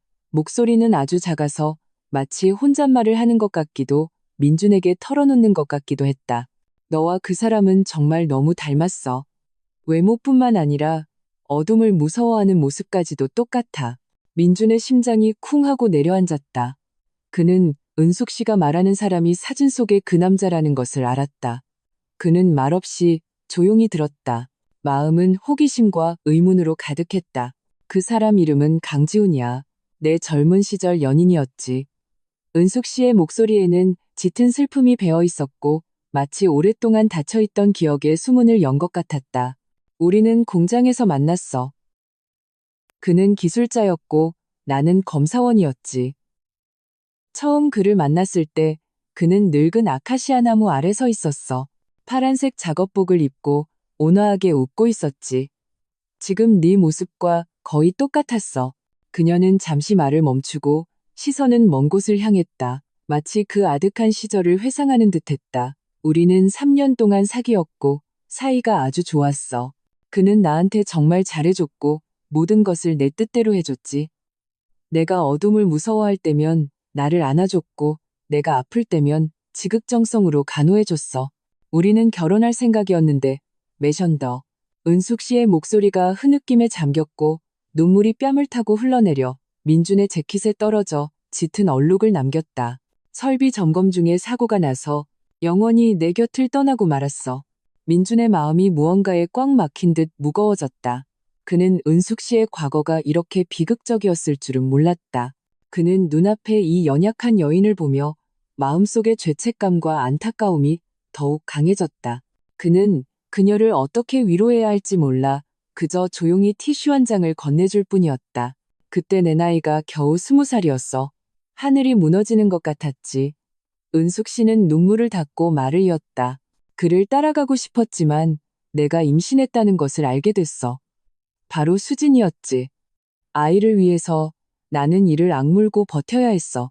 지난 세월 동안 나는 혼자 수진이를 키우면서 많은 고생을 했고 많은 상처를 받았어. 하지만 나는 수진이 앞에서 한 번도 내색하지 않았어. 아이가 걱정할까봐, 슬퍼할까봐. 그녀는 민준을 바라보았다. 눈에는 애원하는 듯한 기색이 담겨 있었다. 민준아, 아니, 처음 널 봤을 때 나는 그대로 얼어붙었어. 너와 지훈이는 정말 너무 닮았거든. 특히 네가 웃을 때 나는 마치 그를 다시 보는 것 같았어. 지난 며칠 동안 내가 너에게 다가가고 잘해준 것은 일부러 너와 수진이의 관계를 망치려던 게 아니야. 나는 그저 그가 너무 그리워서 너무 외로워서 그랬던 거야. 이렇게 하는 것이 잘못되었다는 걸 알아. 우리 사이에 이런 감정이 있어서는 안 된다는 것도 알아. 은숙 씨의 목소리는 점점 더 낮아졌고 깊은 자책감이 묻어 있었다. 하지만 나 자신을 통제할 수가 없었어. 널 볼 때마다 나는 마치 지훈이를 보는 것 같았고 마음속의 그리움이 홍수처럼 범람했어. 내가 이렇게 이기적이었다는 걸 알아. 너에게도 수진이에게도 미안해. 하지만 정말 어쩔 수가 없었어. 민준의 마음은 오만 가지 생각으로 복잡했다. 그는 마침내 은숙 씨의 묘한 행동 뒤에 숨겨진 이유를 이해했다. 자신에게 가져서는 안 될 마음을 품은 것이 아니라 죽은 연인에 대한 그리움과 후회를 자신과 닮은 자신에게 모두 기탁하고 있었던 것이다. 이 감정은 깊은 고통과 외로움을 담고 있어 그를 안타까우면서도 어쩔 수 없게 만들었다. 그는 은숙 씨의 눈물 어린 얼굴, 그녀의 눈에 담긴 고통과 자책을 보며 마음속의 도덕적 비난은 점차 옅어지고 그 자리를 깊은 동정이 채웠다. 그는 그녀에게 잘못이 없다고 단지 너무 힘들었을 뿐이라고 말해주고 싶었지만 막상 말이 입가에 맴돌 때마다 어떻게 말해야 할지 알 수 없었다. 갑자기 창밖에서 다시 천둥이 쳤다. 은숙 씨는 비명을 지르며 저도 모르게 민준에게 달려들어 그를 꼭 껴안았다. 그녀의 몸은 미세하게 떨리고 있었고 머리는 민준의 어깨에 묻혀 있었다. 눈물이 그의 셔츠를 적셨다. 민준의 몸이 순간 굳었고 심장이 미친 듯이 뛰었다. 은숙 씨의 몸은 부드럽고 따뜻했으며 그의 몸에 바싹 붙어 있었다. 그녀의 숨결이 그의 목덜미를 스쳤고 은은한 눈물의 짠맛과 아카시아 향기가 섞여 있었다. 양초의 불꽃이 흔들리며 두 사람이 껴안고 있는 모습을 비추었다. 묘한 분위기가 공기 중에 퍼져나가며 정점에 달했다. 그는 은숙 씨의 심장이 자신처럼 빠르게 뛰고 있다는 것을 느낄 수 있었다. 그의 마음속에 강렬한 설렘이 일었고 한 번도 느껴보지 못한 감정이 마음 깊은 곳에서 퍼져나갔다. 그는 이 포옹이 부적절하고 심지어 세대와 도덕의 경계를 넘어선 것이라는 것을 알고 있었다. 하지만 그는 그녀를 밀어낼 수 없었다.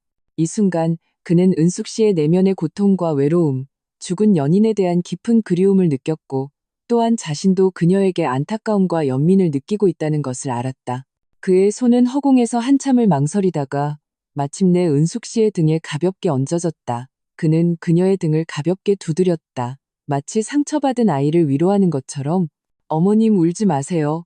다 지난 일이에요. 그의 목소리는 잠겨 있었고 부드러웠으며 자신도 모르는 관용이 묻어 있었다. 은숙 씨는 그의 말을 듣고 그를 더욱 꽉 껴안았다. 마치 지푸라기라도 잡은 사람처럼 그녀는 민준의 어깨에 기대어 나지막이 흐느끼며 20년 넘게 억눌러왔던 고통과 그리움을 쏟아냈다. 민준은 조용히 그녀를 안아주며 그녀의 슬픔을 느꼈다. 마음은 갈등과 고뇌로 가득했다. 도덕심은 계속해서 그는 그녀의 사위이고 그녀의 딸의 남편이며 그들 사이에는 절대로 경계를 넘어서는 감정이 있어서는 안 된다고 경고했다. 하지만 감정적으로는 그는 이 연약한 여인을 거절할 수 없었고 자신의 마음속에 피어오르는 설렘을 무시할 수 없었다. 그는 이 포옹이 시작되는 순간 다시는 예전으로 돌아갈 수 없다는 것을 알았다. 그들의 관계는 자신도 모르는 사이에 넘어서는 안 될 경계를 넘어섰다. 창밖의 폭우는 계속되었고 번개는 여전히 가끔 밤하늘을 갈랐다. 양초의 불꽃은 점점 약해졌고 집안의 어둠은 더욱 짙어졌다. 민주는 은숙 씨를 아는 채 그녀의 체온과 숨결을 느끼며 마음속의 고뇌가 더욱 격렬해졌다. 그는 이비 오는 밤의 포옹이 그들 세 사람에게 어떤 결과를 가져올지, 아내 수진을 어떻게 마주해야 할지, 이 가져서는 안 될 감정을 어떻게 처리해야 할지, 자신의 결혼과 가정을 어떻게 지켜야 할지 알 수 없었다. 얼마나 지났을까? 은숙 씨의 흐느낌이 점차 멎었다. 그녀는 천천히 민준에게서 떨어졌다. 얼굴에는 아직 눈물 자국이 남아있었고 눈에는 미안함과 죄책감이 담겨 있었다. 미안하다, 민준아, 엄마가 너무 실수를 했구나. 너를 난처하게 만들었어. 민준은 말없이 고개를 저었다. 그의 셔츠는 이미 눈물로 한쪽이 젖어 있었고 몸에는 아직 은숙 씨의 향기가 남아 있었다. 그는 은숙 씨를 바라보았다. 눈에는 복잡한 감정이 가득했다.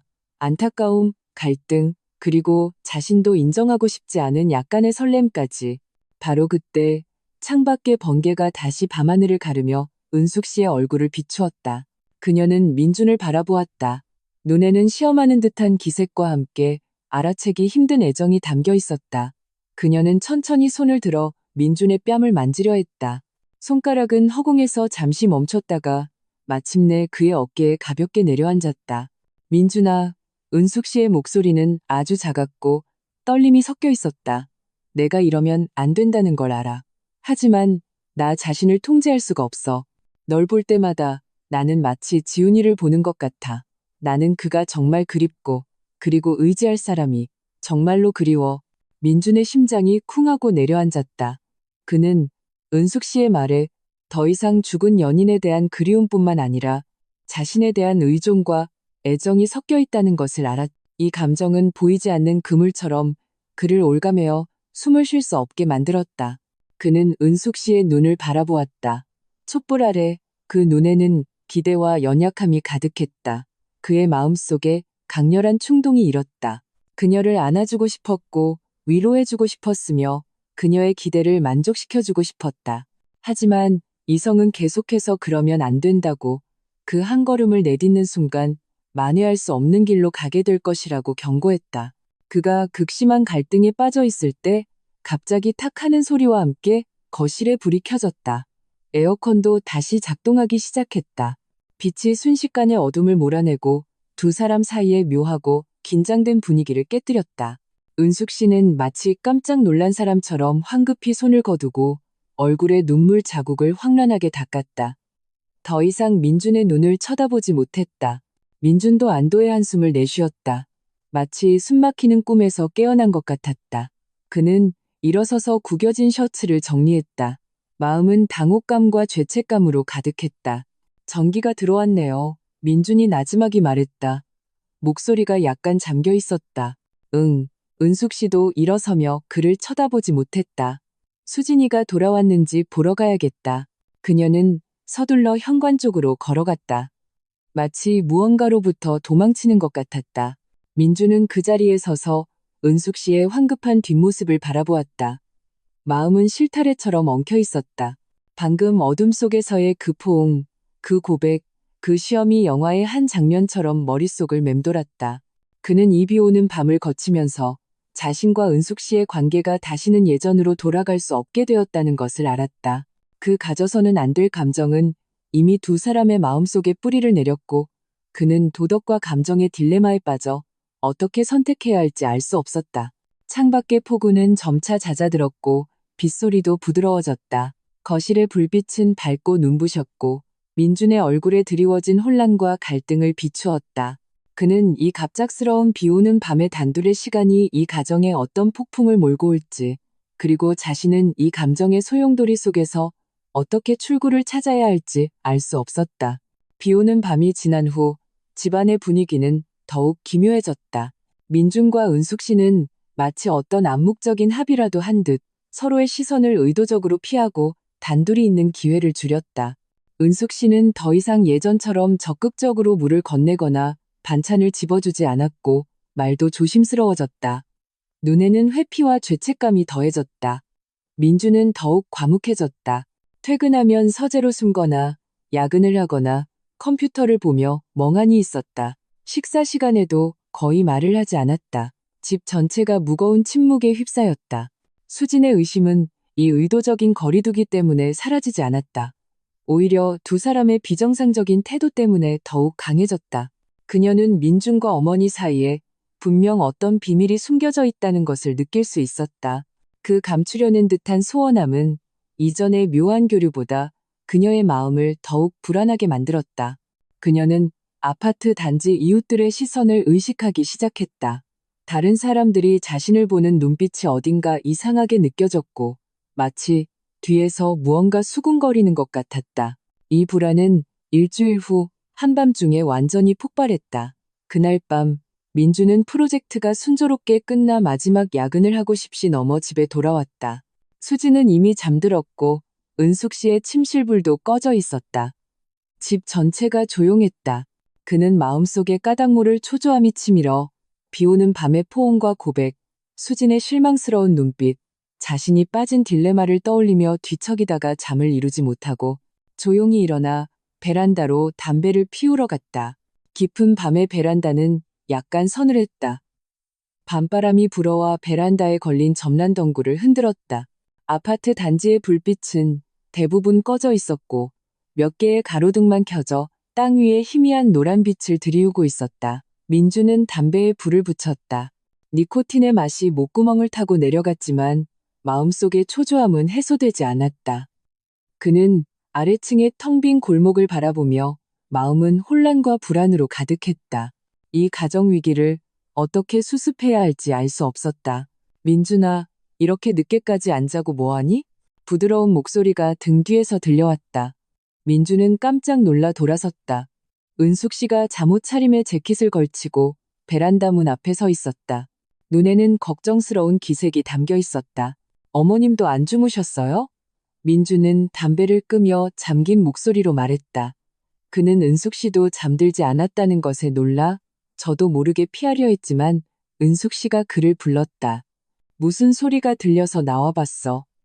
은숙 씨가 그의 곁으로 다가와 반미터 정도의 거리를 두고 섰다. 밤바람이 그녀의 머리카락을 날렸고 은은한 아카시아 향기가 풍겨왔다.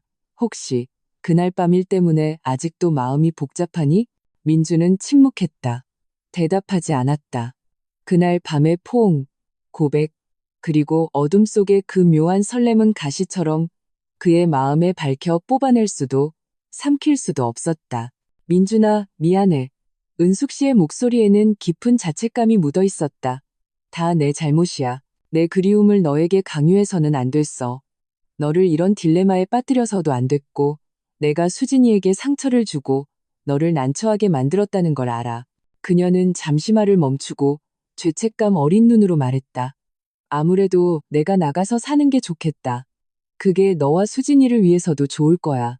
어머님, 그런 말씀 마세요. 민주는 황급히 말했다. 그는 은숙 씨가 홀로 수진을 키우며 고생했다는 것을 알았다.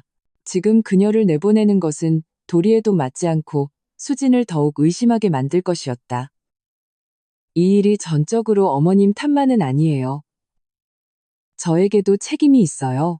우리 천천히 해결해요. 괜찮아질 거예요. 두 사람은 베란다에 서서 나지막이 대화했다. 말투에는 어쩔 수 없는 무력감과 죄책감이 가득했다. 그들은 건너편 아파트 3층 창문에서 한 쌍의 눈이 커튼 틈으로 그들을 뚫어져라 쳐다보고 있다는 것을 알지 못했다. 그 눈의 주인은 이웃 최 여사였다. 최 여사는 올해 60대 후반으로 은퇴 후 할 일이 없어 아파트 단지를 돌아다니며 이 집 저 집 소식을 듣고 그것을 부풀려 퍼뜨리는 것을 좋아했다. 아파트 단지에서 소문난 스피커였다.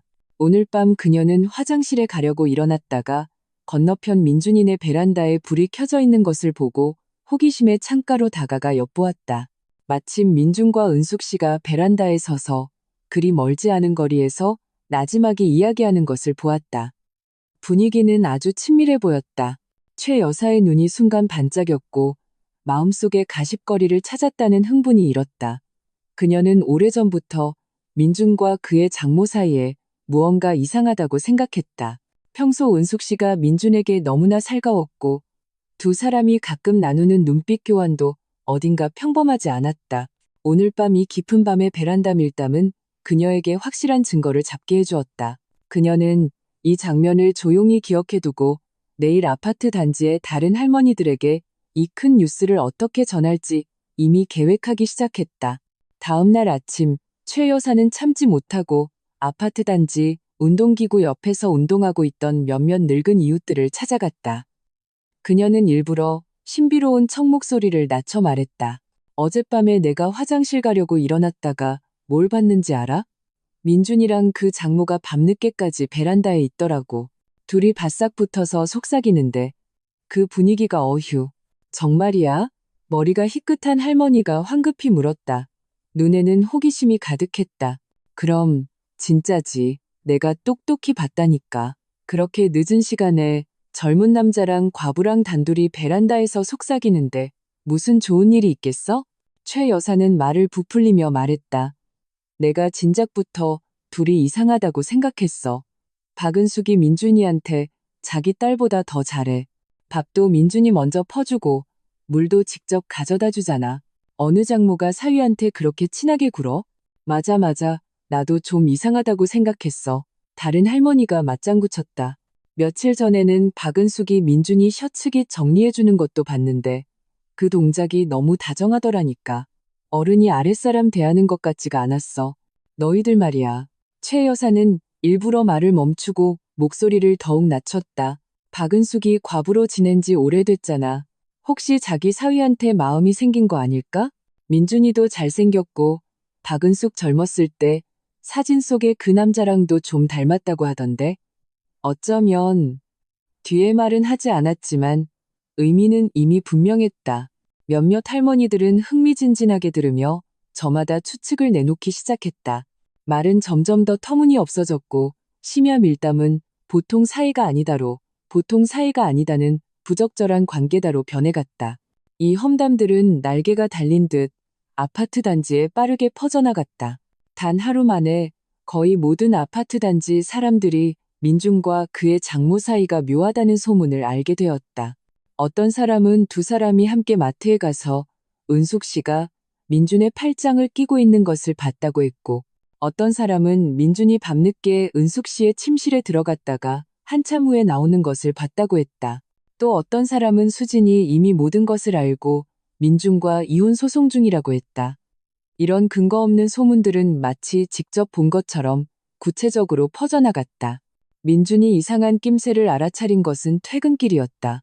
아파트 단지 골목을 걷고 있을 때 마주오는 이웃들의 시선이 모두 이상했다.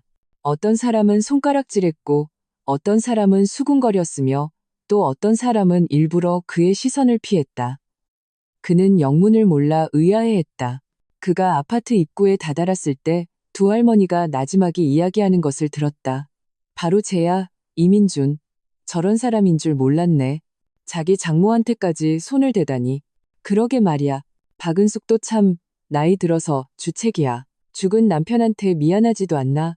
민준의 얼굴이 순간 창백해졌고 피가 순식간에 굳는 듯했다. 그는 마침내 그 이상한 시선과 수군거림이 무엇 때문이었는지 알았다. 분노, 수치심, 억울함이 한꺼번에 밀려와 숨이 막힐 지경이었다. 그는 그 두 할머니에게 달려가 따지고 싶었지만 막상 말이 입가에 맴돌 때마다 무슨 말을 해야 할지 알 수 없었다. 이런 근거 없는 소문은 해명할수록 더욱 꼬일 뿐이었다. 그는 도망치듯 아파트 안으로 뛰어들어가 서둘러 집으로 달려갔다. 문을 열자 수진이 소파에 앉아 있는 것이 보였다. 얼굴은 굳어 있었고 눈에는 차가운 실망감이 가득했다. 은숙 씨는 옆에 서서 창백한 얼굴로 어쩔 줄 몰라 했다. 마치 잘못을 저지른 아이 같았다. 당신도 들었어? 민준의 목소리가 떨렸다. 그는 수진도 분명 그 소문을 들었을 것이라고 생각했다. 수진은 말없이 그를 조용히 바라보았다. 눈물이 소리 없이 흘러내렸다. 그녀는 오늘 오후 수업이 없어 아파트 단지에서 장을 보다가 이웃들의 이야기를 들었다. 그 입에 담을 수 없는 소문들은 날카로운 칼처럼 그녀의 심장을 찔렀다. 그녀는 계속해서 믿고 싶지 않았고 오해일 것이라고 스스로를 설득하려 했다. 하지만 소문이 아파트 단지 전체에 퍼지고 모든 사람들이 이상한 눈으로 그녀를 쳐다볼 때 그녀는 더 이상 자신을 속일 수 없었다. 이민준 씨, 그 사람들이 하는 말 사실이야? 수진의 목소리는 잠겨 있었고 차가웠으며 절망감이 묻어 있었다. 당신, 우리 엄마랑 도대체 무슨 관계야? 수진아, 그 사람들 말 듣지 마. 다 헛소문이야. 오해야. 민주는 황급히 해명했다. 마음은 죄책감과 초조함으로 가득했다. 어젯밤에는 그냥 베란다에서 담배 피우고 있었는데 어머님이 나와서 보신 거야. 그냥 몇 마디 나눴을 뿐이야. 정말 아무 일도 없었어. 몇 마디? 수진이 벌떡 일어서며 목소리를 높였다. 깊은 밤에 젊은 남자랑 과부랑 단둘이 베란다에서 몇 마디 나눈 걸로 온 아파트 단지 사람들이 다 수군거린다고? 이민준 씨, 나를 바보로 알아? 수진아, 정말 오해야. 최 여사가 잘못 보고 헛소문을 퍼뜨린 거야. 은숙 씨가 황급히 해명하며 울먹였다. 다 내 잘못이야. 내가 밤늦게 베란다에 나가서 민준이랑 말을 걸어서는 안 됐어. 민준이 탓하지 마. 탓하려면 나를 탓해. 어머니, 지금 그런 말이 무슨 소용이에요? 수지는 은숙 씨를 바라보았다. 눈에는 실망과 고통이 가득했다. 저는 어렸을 때부터 어머니가 단정하고 분별 있는 분이라고 생각했어요. 항상 존경했어요. 그런데 왜 이러셨어요? 왜 제 가정을 파괴하셨어요? 아니야, 수진아. 정말 아니야. 은숙 씨는 급하게 울음을 터뜨렸다. 나는 그저 너무 외로워서. 민준이가 내 아빠랑 너무 닮아서 내가 잠시 정신이 나갔었나 봐. 내 가정을 파괴할 생각은 추워도 없었어. 잠시 정신이 나갔다고요? 수진의 눈물은 더욱 쏟아졌다. 어머니의 그 잠시의 실수 때문에 제가 온 아파트 단지의 웃음거리가 됐고 제 남편이 손가락질받게 됐어요. 제 기분은 생각해 보셨어요? 이 가정은 생각해 보셨냐고요? 거실의 분위기는 순식간에 얼어붙었다. 다툼 소리, 울음소리, 비난 소리가 뒤섞여 이 가정의 마지막 평온을 깨뜨렸다. 민주는 중간에 서서 울고 있는 아내와 장모를 바라보며 무력감에 휩싸였다. 그는 이제 어떤 해명도 소용없다는 것을 알았다. 소문은 이미 퍼졌고 신뢰는 이미 무너졌다. 자신과 수진의 결혼, 그리고 이 가정은 이미 벼랑 끝에 서 있었다. 그 후 며칠 동안 아파트 단지의 소문은 더욱 악화되었다. 민주는 매번 외출할 때마다 이웃들의 이상한 시선과 수군거림을 느낄 수 있었다. 그 시선들은 바늘처럼 그의 몸에 박혀 그를 쥐구멍에라도 숨고 싶게 만들었다. 그는 심지어 아파트 단지에 오래 머물지도 못하고 퇴근하면 바로 집으로 달려갔다. 장을 볼 때도 먼 길을 돌아 다른 마트에 가야 했다. 회사에도 소문이 들어갔다. 동료들이 그를 보는 눈빛도 이상해졌다. 아무도 대놓고 묻지는 않았지만 그 소원함과 시험하는 듯한 태도는 그의 마음을 더욱 억압했다. 일에 대한 집중력도 완전히 사라졌다. 기획안은 몇 번이고 수정했지만 계속해서 실수가 나왔고 부장님에게 여러 번 질책을 받았다. 수진의 상태도 점점 더 나빠졌다. 그녀는 더 이상 민준과 말하지 않았고 은숙 씨와도 말하지 않았다. 매일 출근하는 시간을 제외하고는 침실에 틀어박혀 멍하니 있거나 조용히 눈물을 흘렸다. 그녀의 눈은 퉁퉁 부어 있었고 얼굴은 창백했으며 몸은 한 뼘이나 줄어들어 초췌해 보였다. 은숙 씨도 과묵해졌다.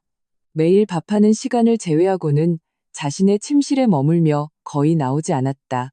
그녀는 딸의 초췌한 모습과 민준의 고통스러운 표정을 보며 마음이 깊은 자책과 후회로 가득 찼다. 그녀는 자신의 이기심과 어리석음 때문에 오늘의 사태가 벌어졌고 이 행복했던 가정이 이렇게 변해버렸다는 것을 알았다. 깊은 밤, 민준은 침대에 누워 등을 돌리고 있는 수진을 바라보며 옆방에서 들려오는 은숙 씨의 억눌린 울음소리를 들었다. 마음은 절망으로 가득했다. 그는 이 험담들이 언제쯤 멈출지, 자신과 수진의 결혼이 회복될 수 있을지, 이 가정이 예전의 모습으로 돌아갈 수 있을지 알 수 없었다. 그는 비 오는 밤 베란다에서의 대화, 최 여사의 가십거리를 찾는 눈빛, 이웃들의 손가락질, 수진의 실망 어린 눈물을 떠올렸다. 모든 것이 악몽 같아서 벗어날 수 없었다. 그는 이 험담으로 인해 촉발된 위기가 이 가정을 붕괴 직전으로 몰고 갔다는 것을 알았다. 그리고 그는 이 상황을 어떻게 수습해야 할지 알지 못한 채 모든 것이 예측할 수 없는 미래로 향하는 것을 그저 지켜볼 수밖에 없었다. 창밖의 달빛이 커튼 틈으로 스며들어 침실의 차가운 바닥에 쏟아졌다. 민주는 눈을 뜬 채 어두운 천장을 바라보았다. 마음은 끝없는 고통과 혼란으로 가득했다. 그는 이 폭풍이 언제 지나갈지, 그리고 자신은 이 폭풍 속에서 곧 부서질 가정을 어떻게 지켜야 할지 알 수 없었다. 험담은 빈틈없는 그물처럼 이 가정을 올감했다. 일주일 내내 집안의 공기는 물을 짜낼 수 있을 만큼 무겁게 가라앉아 있었다.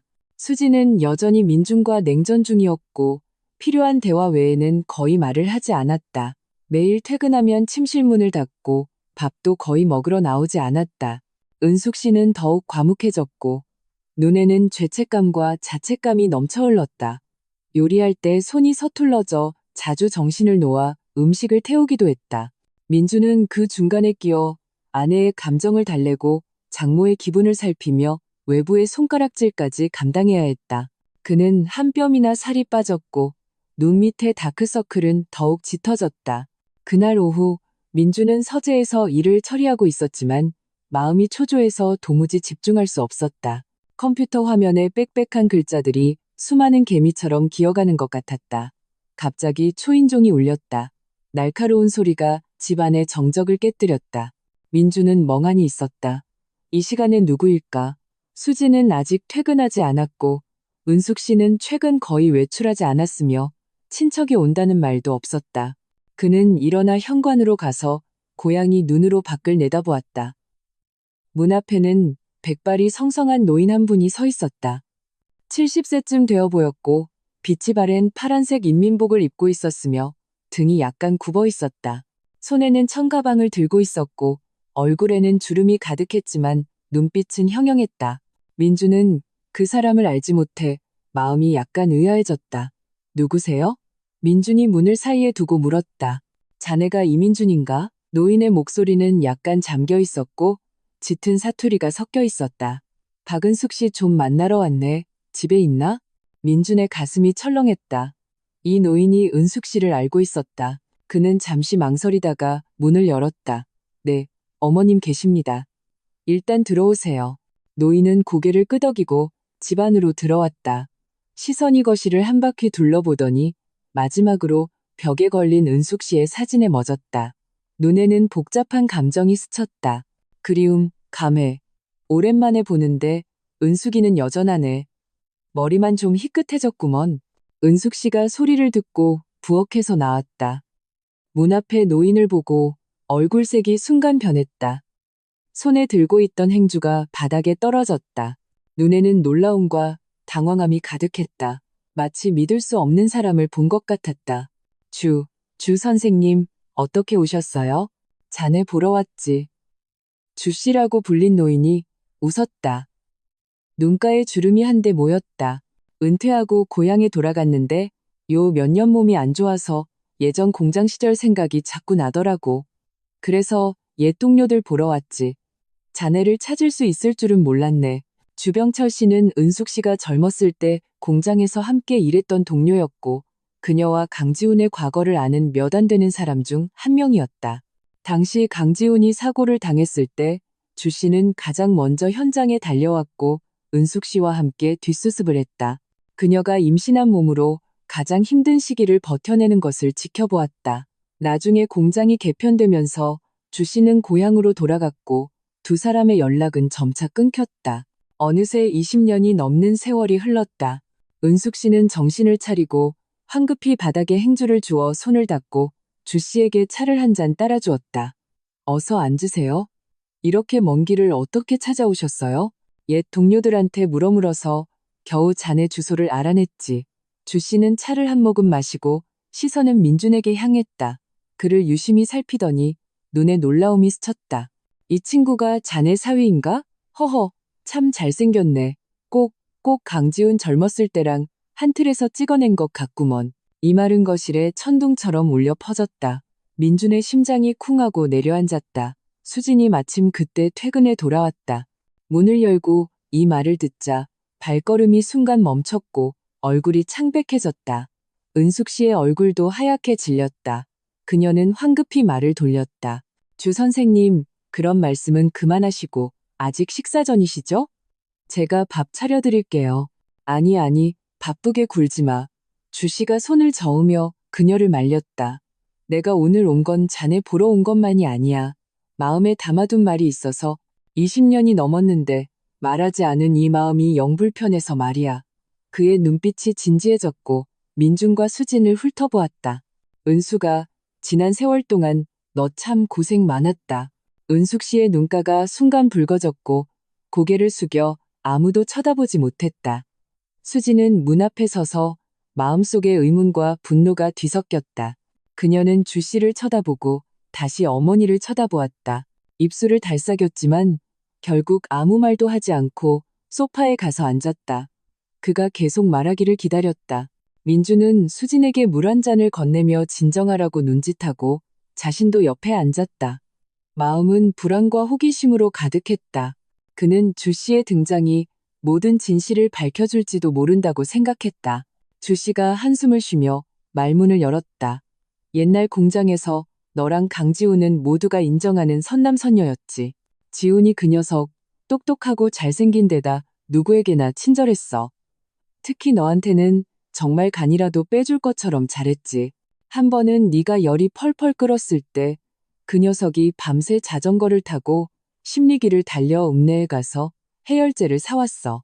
돌아왔을 때는 온몸이 땀으로 흠뻑 젖었고 신발 한 짝은 어디다 잃어버렸는지 없더라고. 그는 잠시 말을 멈추고 시선은 먼 곳을 향했다. 마치 그 아득한 시절을 회상하는 듯했다. 너희 둘 사이 좋은 건 공장 사람들 모두가 알았어. 지훈이는 늘 돈 모으면 너랑 결혼해서 도시로 데려가 좋은 삶 살게 해주겠다고 말했지. 그런데 아무도 예상 못했어. 하늘에 예측할 수 없는 풍운이 있다는 걸. 그 설비 점검 때 기계가 갑자기 고장났고 지훈이는 옆에 수습생을 구하려다 자기가 기계에 빨려 들어가서 그 자리에서 주 씨의 목소리가 흐느낌에 잠겨 말을 잇지 못했다. 은숙 씨는 더 이상 참지 못하고 눈물이 끊어진 구슬처럼 쏟아져 내렸다. 어깨가 심하게 떨렸다. 수지는 옆에 앉아 한 번도 들어본 적 없는 과거 이야기를 들으며 마음이 무언가에 꽉 막힌 듯했다. 충격과 안타까움이 뒤섞였다. 그녀는 어머니의 청춘에 이렇게 가슴 아픈 사랑이 숨겨져 있었을 줄은, 그리고 자신의 탄생이 어머니가 이를 악물고 버텨낸 용기였다는 것을 전혀 몰랐다. 지훈이가 떠난 후 너는 완전히 무너졌지. 주 씨는 눈가에 눈물을 닦고 말을 이었다. 의사가 네가 임신했다고 몸조리 잘하라고 했지만 너는 매일 눈물로 밤을 새우고 먹지도 마시지도 않아 뼈만 앙상하게 남았어. 나랑 몇몇 동료들이 돌아가면서 너를 돌보고 아이를 위해서라도 꼭 이겨내야 한다고 설득했지. 그때 네가 내 손을 잡고 말했어. 선생님, 저 죽을 수 없어요. 이 아이 낳아야 해요. 지훈이의 유일한 흔적이니까요. 지난 세월 동안 너 혼자 아이 키우면서 얼마나 고생하고 얼마나 상처받았는지 우리 모두가 지켜봤고 마음 아팠어. 주 씨는 은숙 씨를 바라보았다. 눈에는 존경과 안타까움이 가득했다. 너는 아이 앞에서 한 번도 지훈이 얘기를 꺼내지 않았고 누구에게도 불평 한마디 하지 않았어. 모든 고통을 혼자 삼켰지. 아이가 상처받을까봐, 남들이 험담할까봐 그랬다는 걸 알아. 그는 고개를 돌려 민준을 바라보았다. 말투가 무거워졌다. 이 서방, 최근 아파트 단지에 자네와 은숙이에 대한 험담이 많다는 거 알아. 하지만 내가 내 인격을 걸고 보증하지. 은숙이는 절대 그런 사람이 아니야. 그 애가 자네에게 잘해주고 다가갔던 건 단지 자네가 강지훈과 너무 닮았기 때문이야. 그 애가 젊었을 때 깊이 사랑했던 그 사람과 너무 닮았기 때문이라고. 그 애는 20년 넘게 과부로 살았어. 그 마음속의 고통을 아무도 몰라. 여자 혼자 아이 키우면서 깊은 밤 고요할 때 그 애가 얼마나 외로웠을지, 얼마나 지훈이를 그리워했을지 자네들은 상상도 못할 거야. 주 씨의 목소리가 약간 높아졌고 흥분이 섞여 있었다. 자네를 보고 그 애는 마치 지훈이의 그림자를 본 것 같았을 거야. 젊었을 때의 희망을 본 것 같았을 거고 그 애가 자네에게 보인 그 친밀함은 묘한 감정이 아니라 불륜이 아니라 오랫동안 억눌러왔던 그리움, 과거의 감정에 대한 기탁이었던 거야. 민준의 심장이 무거운 망치에 맞은 듯 윙윙거렸다.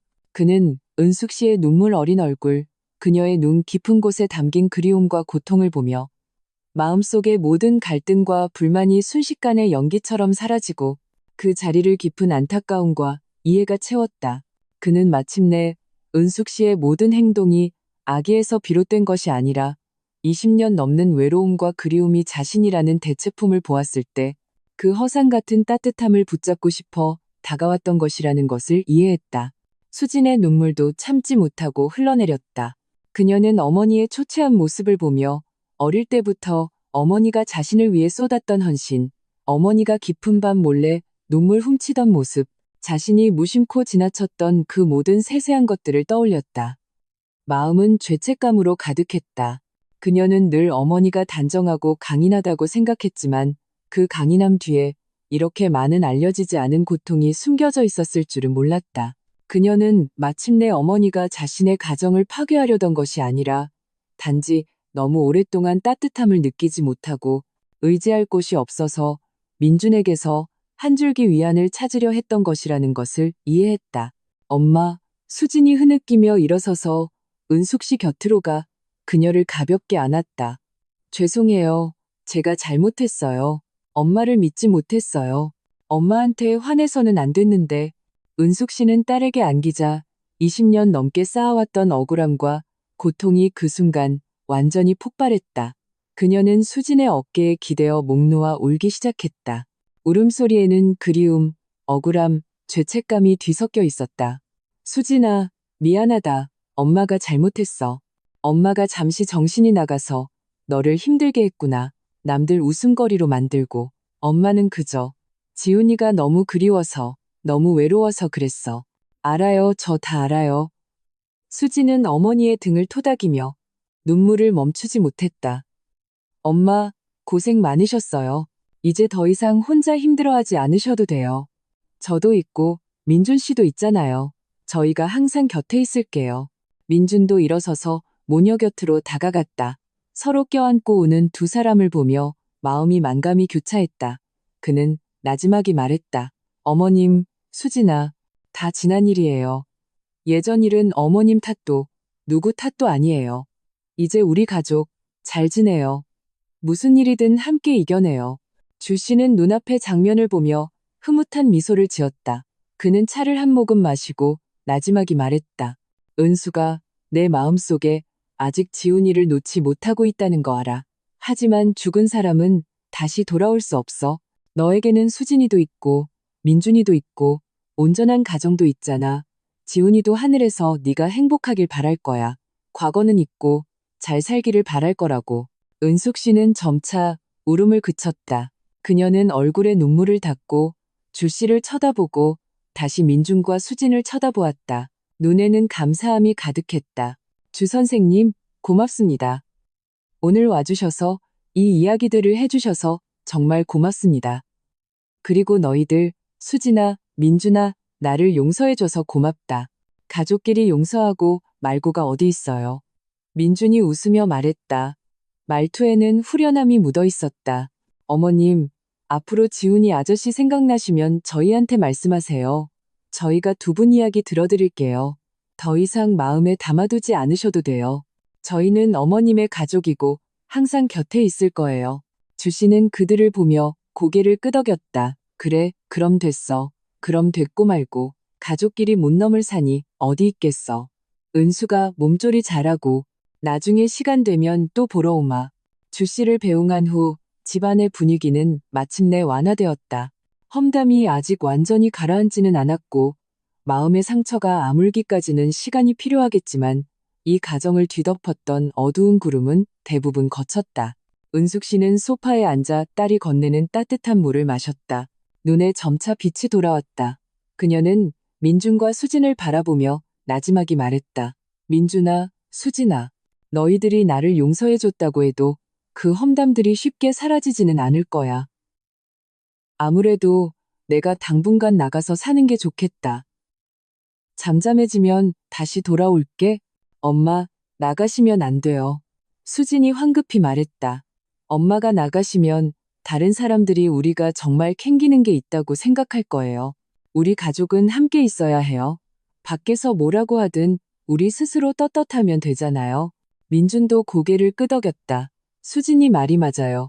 어머님, 소문은 현명한 사람 앞에서 멈춘다고 하잖아요.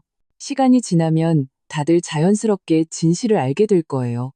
어머님이 나가시면 오히려 그 소문이 더 커질 거예요. 그냥 편하게 계세요. 저희가 있잖아요. 아무도 어머님 괴롭히지 못해요. 은숙 씨는 딸과 사위의 단호한 눈빛을 보며 마음이 따뜻해졌다. 그녀는 자신이 이번에야말로 정말 의지할 수 있는 사람, 기댈 수 있는 항구를 찾았다는 것을 알았다. 그녀는 고개를 끄덕였다. 눈물이 또다시 참지 못하고 흘러내렸다. 이번에는 감동과 행복의 눈물이었다. 저녁 햇살이 창문을 통해 거실로 들어왔다. 따뜻한 노란빛이 세 사람에게 쏟아져 모든 추위와 어둠을 몰아냈다. 민주는 옆에 아내와 장모를 바라보며 마음속의 돌덩이가 마침내 내려앉는 것을 느꼈다. 그는 오해와 험담으로 인해 촉발된 이 위기가 마침내 전환점을 맞았다는 것을 알았다. 하지만 그는 이것이 시작에 불과하다는 것도清楚하게 알았다. 외부의 험담이 가라앉기까지는 시간이 필요하고 수진의 마음의 상처가 아물기까지도 시간이 필요하며 은숙 씨의 마음속 그리움도 천천히 놓아주기까지 시간이 필요했다. 그리고 자신도 마음가짐을 바로잡고 이전의 갈등을 완전히 내려놓고 진정으로 은숙 씨를 자신의 어머니로 모시고 돌봐야 했다. 더 중요한 것은 그는 어렴풋이 주 씨의 방문이 묻혀있던 과거를 드러냈지만 아직 말하지 않은 무언가가 있는 것 같다고 느꼈다. 예를 들어 강지훈의 죽음이 정말 단순한 사고였을까? 주 씨가 강지훈의 죽음을 언급할 때 눈에 약간의 망설임과 회피가 스치는 것 같았다. 그리고 은숙 씨가 지난 세월 동안 강지훈을 그리워하는 것 외에 다른 비밀을 숨기고 있었던 것은 아닐까? 이런 의문들은 씨앗처럼 민준의 마음속에 뿌리를 내렸다. 그는 창밖으로 점점 지는 석양을 바라보며 이 가정의 이야기가 아직 끝나지 않았다는 것을 마음속으로 깨달았다. 하지만 앞으로 어떤 어려움과 도전에 직면하든 그는 수진과 함께 이 가정을 지키고 곁에 가족들을 지킬 것이었다. 밤이 깊어졌다. 거실의 불빛은 따뜻하고 밝았다. 세 사람은 소파에 앉아 나지막이 이야기를 나누었다. 은숙 씨의 젊은 시절 이야기, 강지훈의 다정함, 수진의 어릴 적 이야기, 민준의 직장 고민, 오랫동안 잊혔던 웃음소리가 마침내 이 집에서 다시 울려 퍼져 모든 억압과 불안을 몰아냈다.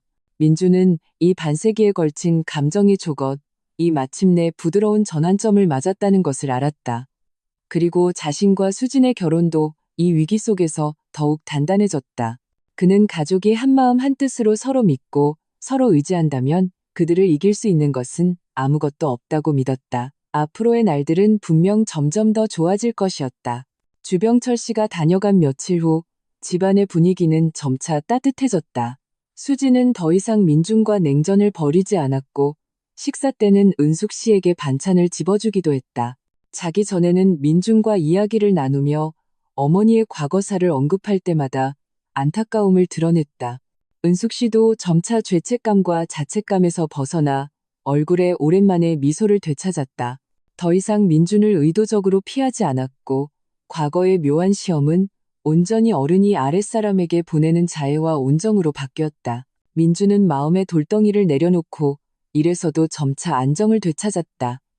매일 퇴근 후에는 은숙 씨와 담소를 나누고 수진을 도와 집안일을 했다. 오랜만에 느껴보는 따뜻하고 화목한 분위기가 이 작은 집에 다시 감돌았다. 하지만 험담이 완전히 가라앉은 것은 아니었다.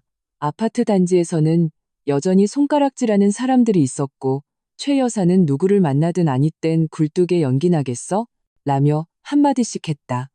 하지만 은숙 씨가 여전히 그 집에서 평온하게 지내고 민중과 수진이 여전히 다정한 모습을 보이자 소문은 점차 설득력을 잃고 잦아들었다. 더 이상 진지하게 받아들이는 사람은 없었다. 그날 저녁 식사를 마친 후 수진은 부엌에서 설거지를 하고 있었고 민주는 은숙 씨와 함께 거실에서 TV를 보고 있었다. TV에서는 시대극이 방영되고 있었다. 화면 속 젊은이들은 파란색 작업복을 입고 공장에서 바쁘게 움직이고 있었다. 마치 주 씨가 묘사했던 그 시절의 풍경 같았다. 마지막에 이르러 그녀의 목소리는 흐느낌에 잠겼다. 그 사람은 늘 우리에게 아이가 생기면 이름을 연한 예난이라고 짓자고 했어. 아이가 평안하게 자라길 바라고 우리도 서로를 영원히 그리워하며 평안하길 바라는 마음에서. 하지만 그 사람은 아이가 태어나는 걸 보지 못했지. 그럼 지훈이 아저씨의 죽음, 정말 사고였나요?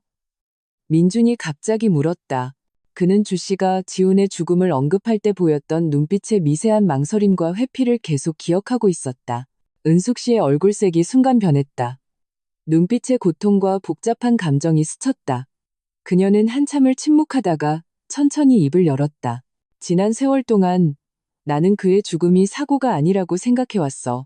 민준과 수지는 동시에 멍해져서 이구동성으로 물었다. 사고가 아니라고요? 그럼 어떻게 된 거예요? 당시 지훈이가 점검하던 그 기계는 바로 전날 정기 점검을 마친 상태였어. 정상적이라면 고장이 날 리가 없었. 은숙 씨의 목소리가 떨렸다.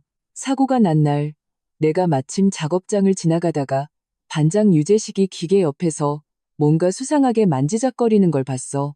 그때는 그냥 지나쳤는데 얼마 지나지 않아 기계가 폭발하는 소리가 들렸어. 내가 달려갔을 때는 지훈이는 이미 피투성이가 되어 쓰러져 있었지. 그녀는 잠시 말을 멈추고 눈에 깊은 후회가 담겨 있었다. 그때 바로 뭔가 이상하다고 생각했지만 임신한 상태라 정신이 없었어. 게다가 공장 간부들은 사고라고 결론 내렸고 유재식도 기계가 낡아서 그런 거라고 딱 잡아댔지. 증거가 없으니 어쩔 수 없었어.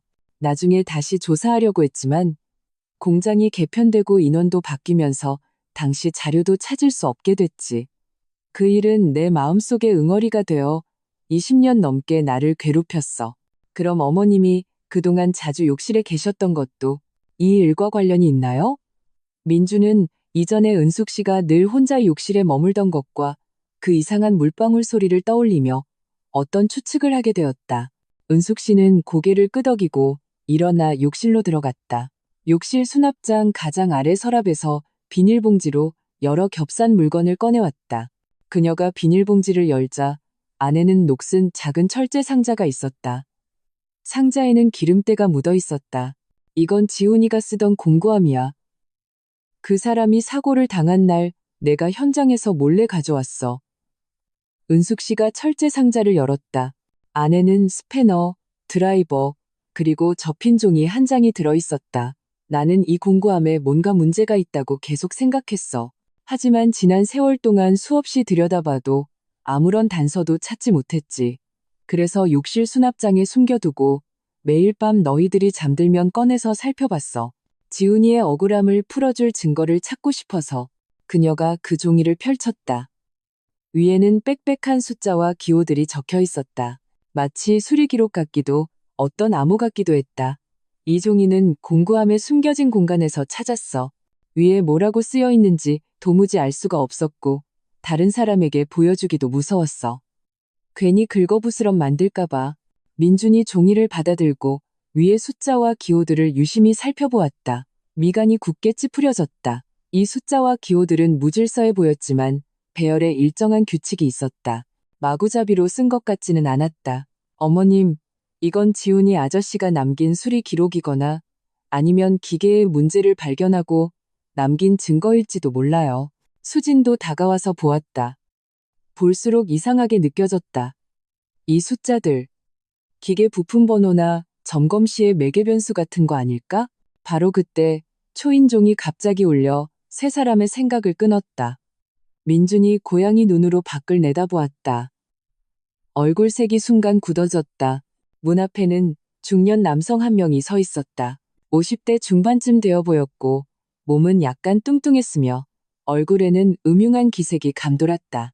바로 은숙 씨가 언급했던 유재식이었다. 저 사람이 어떻게 여기에?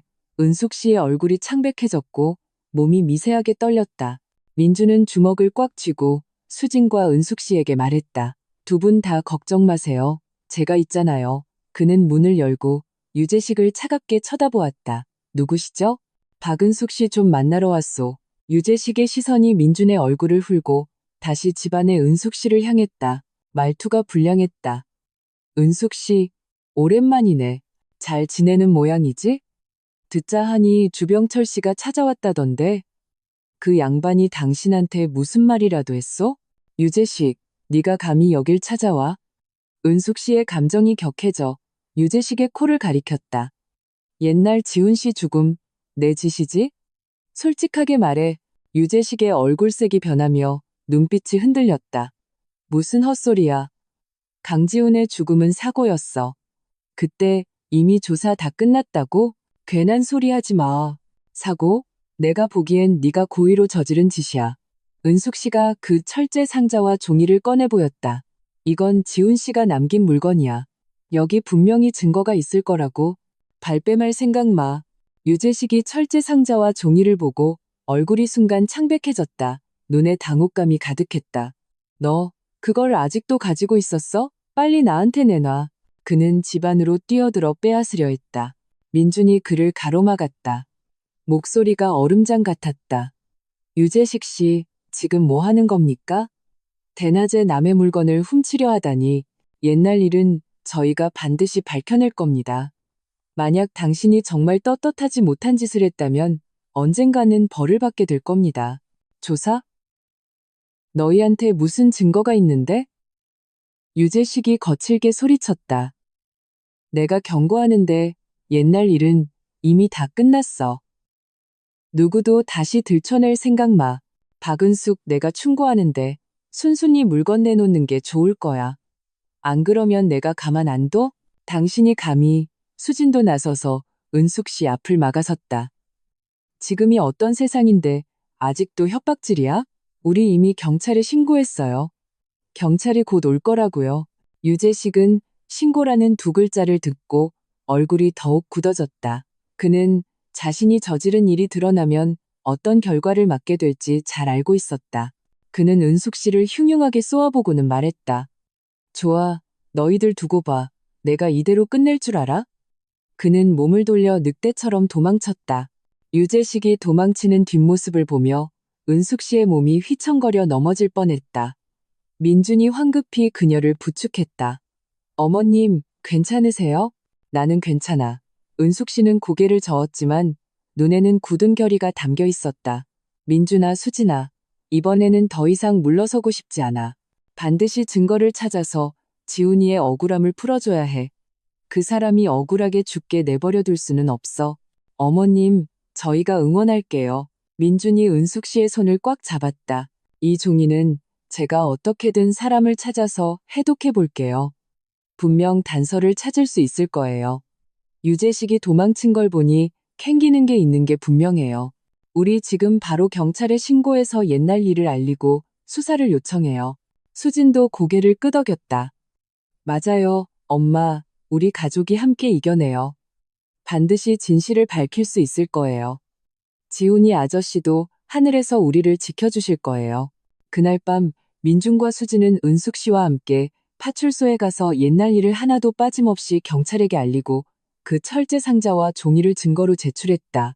경찰은 이야기를 듣고 매우 중요하게 받아들여 즉시 사건을 접수하고 최대한 빨리 당시 관련자들을 연락하고 공장의 옛 서류를 찾아내 진상을 밝히겠다고 약속했다. 그 후 며칠 동안 경찰이 자주 찾아와 상황을 파악했고 유재식의 행방을 조사하기 위해 사람을 보냈다. 은숙 씨의 마음은 늘 불안했고 밤에 자주 잠을 설쳤다. 민준과 수진은 그녀 곁을 지키며 안심시키고 정의는 늦을 수는 있어도 결코 사라지지 않는다고 말해주었다. 보름 후 경찰에게서 좋은 소식이 전해졌다. 기술적인 방법을 통해 종이의 숫자와 기호들을 해독했고 그것이 강지훈이 남긴 기계 수리 기록이라는 것이 확인되었다. 위에는 기계가 점검 전에 누군가에 의해 조작된 흔적이 명확하게 기록되어 있었다. 동시에 경찰은 당시 공장의 옛 서류를 찾아냈고 몇몇 옛 동료들과 연락이 닿았다. 그들은 모두 당시 유재식과 강지훈이 승진 문제로 갈등이 있었고 어떤 사람은 유재식이 강지훈이 사고를 당하기 전에 그 기계를 만지는 것을 보았다고 증언했다. 확실한 증거 앞에서 유재식은 마침내 자신의 죄를 인정했다. 당시 그는 작업장 주임 자리를 차지하기 위해 강지훈의 능력과 인기를 질투하여 일부러 기계를 조작해 강지훈이 점검 중에 사고를 당하게 만들었다. 이웃들은 그제야 은숙 씨가 지난 세월 동안 겪은 어려움, 민준과 은숙 씨 사이의 묘한 관계가 단지 오해였으며 그리움과 외로움에서 비롯된 감정의 기탁이었다는 것을 알게 되었다. 최 여사도 더 이상 뒤에서 수군거리지 못했고 은숙 씨를 만나면 오히려 먼저 인사를 건네며 미안한 기색을 보였다. 일상은 점차 평온을 되찾았고 심지어 예전보다 더욱 따뜻하고 화목해졌다. 은숙 씨는 더 이상 예전처럼 과묵하지 않았고 얼굴에 미소가 점점 많아졌다. 그녀는 강지훈의 사진을 거실에 잘 보이는 곳에 두었고 때때로 사진을 보며 말을 걸었다. 마치 강지훈과 집안의 재미있는 일들을 나누는 것 같았다. 그녀는 더 이상 자주 욕실에 머물지 않고 대신 베란다에 화초를 가꾸는데 더 많은 시간을 보냈다. 점랑과 제라늄은 더욱 무성하게 자랐고 꽃은 활짝 피어났다. 민준과 수진의 감정도 더욱 깊어졌다. 깊은 밤에 바람이 살며시 불어와 치자꽃의 맑은 향기를 실어왔다. 마치 강지훈의 축복 같았고 또한 이 가정의 가장 따뜻한 모습 같았다.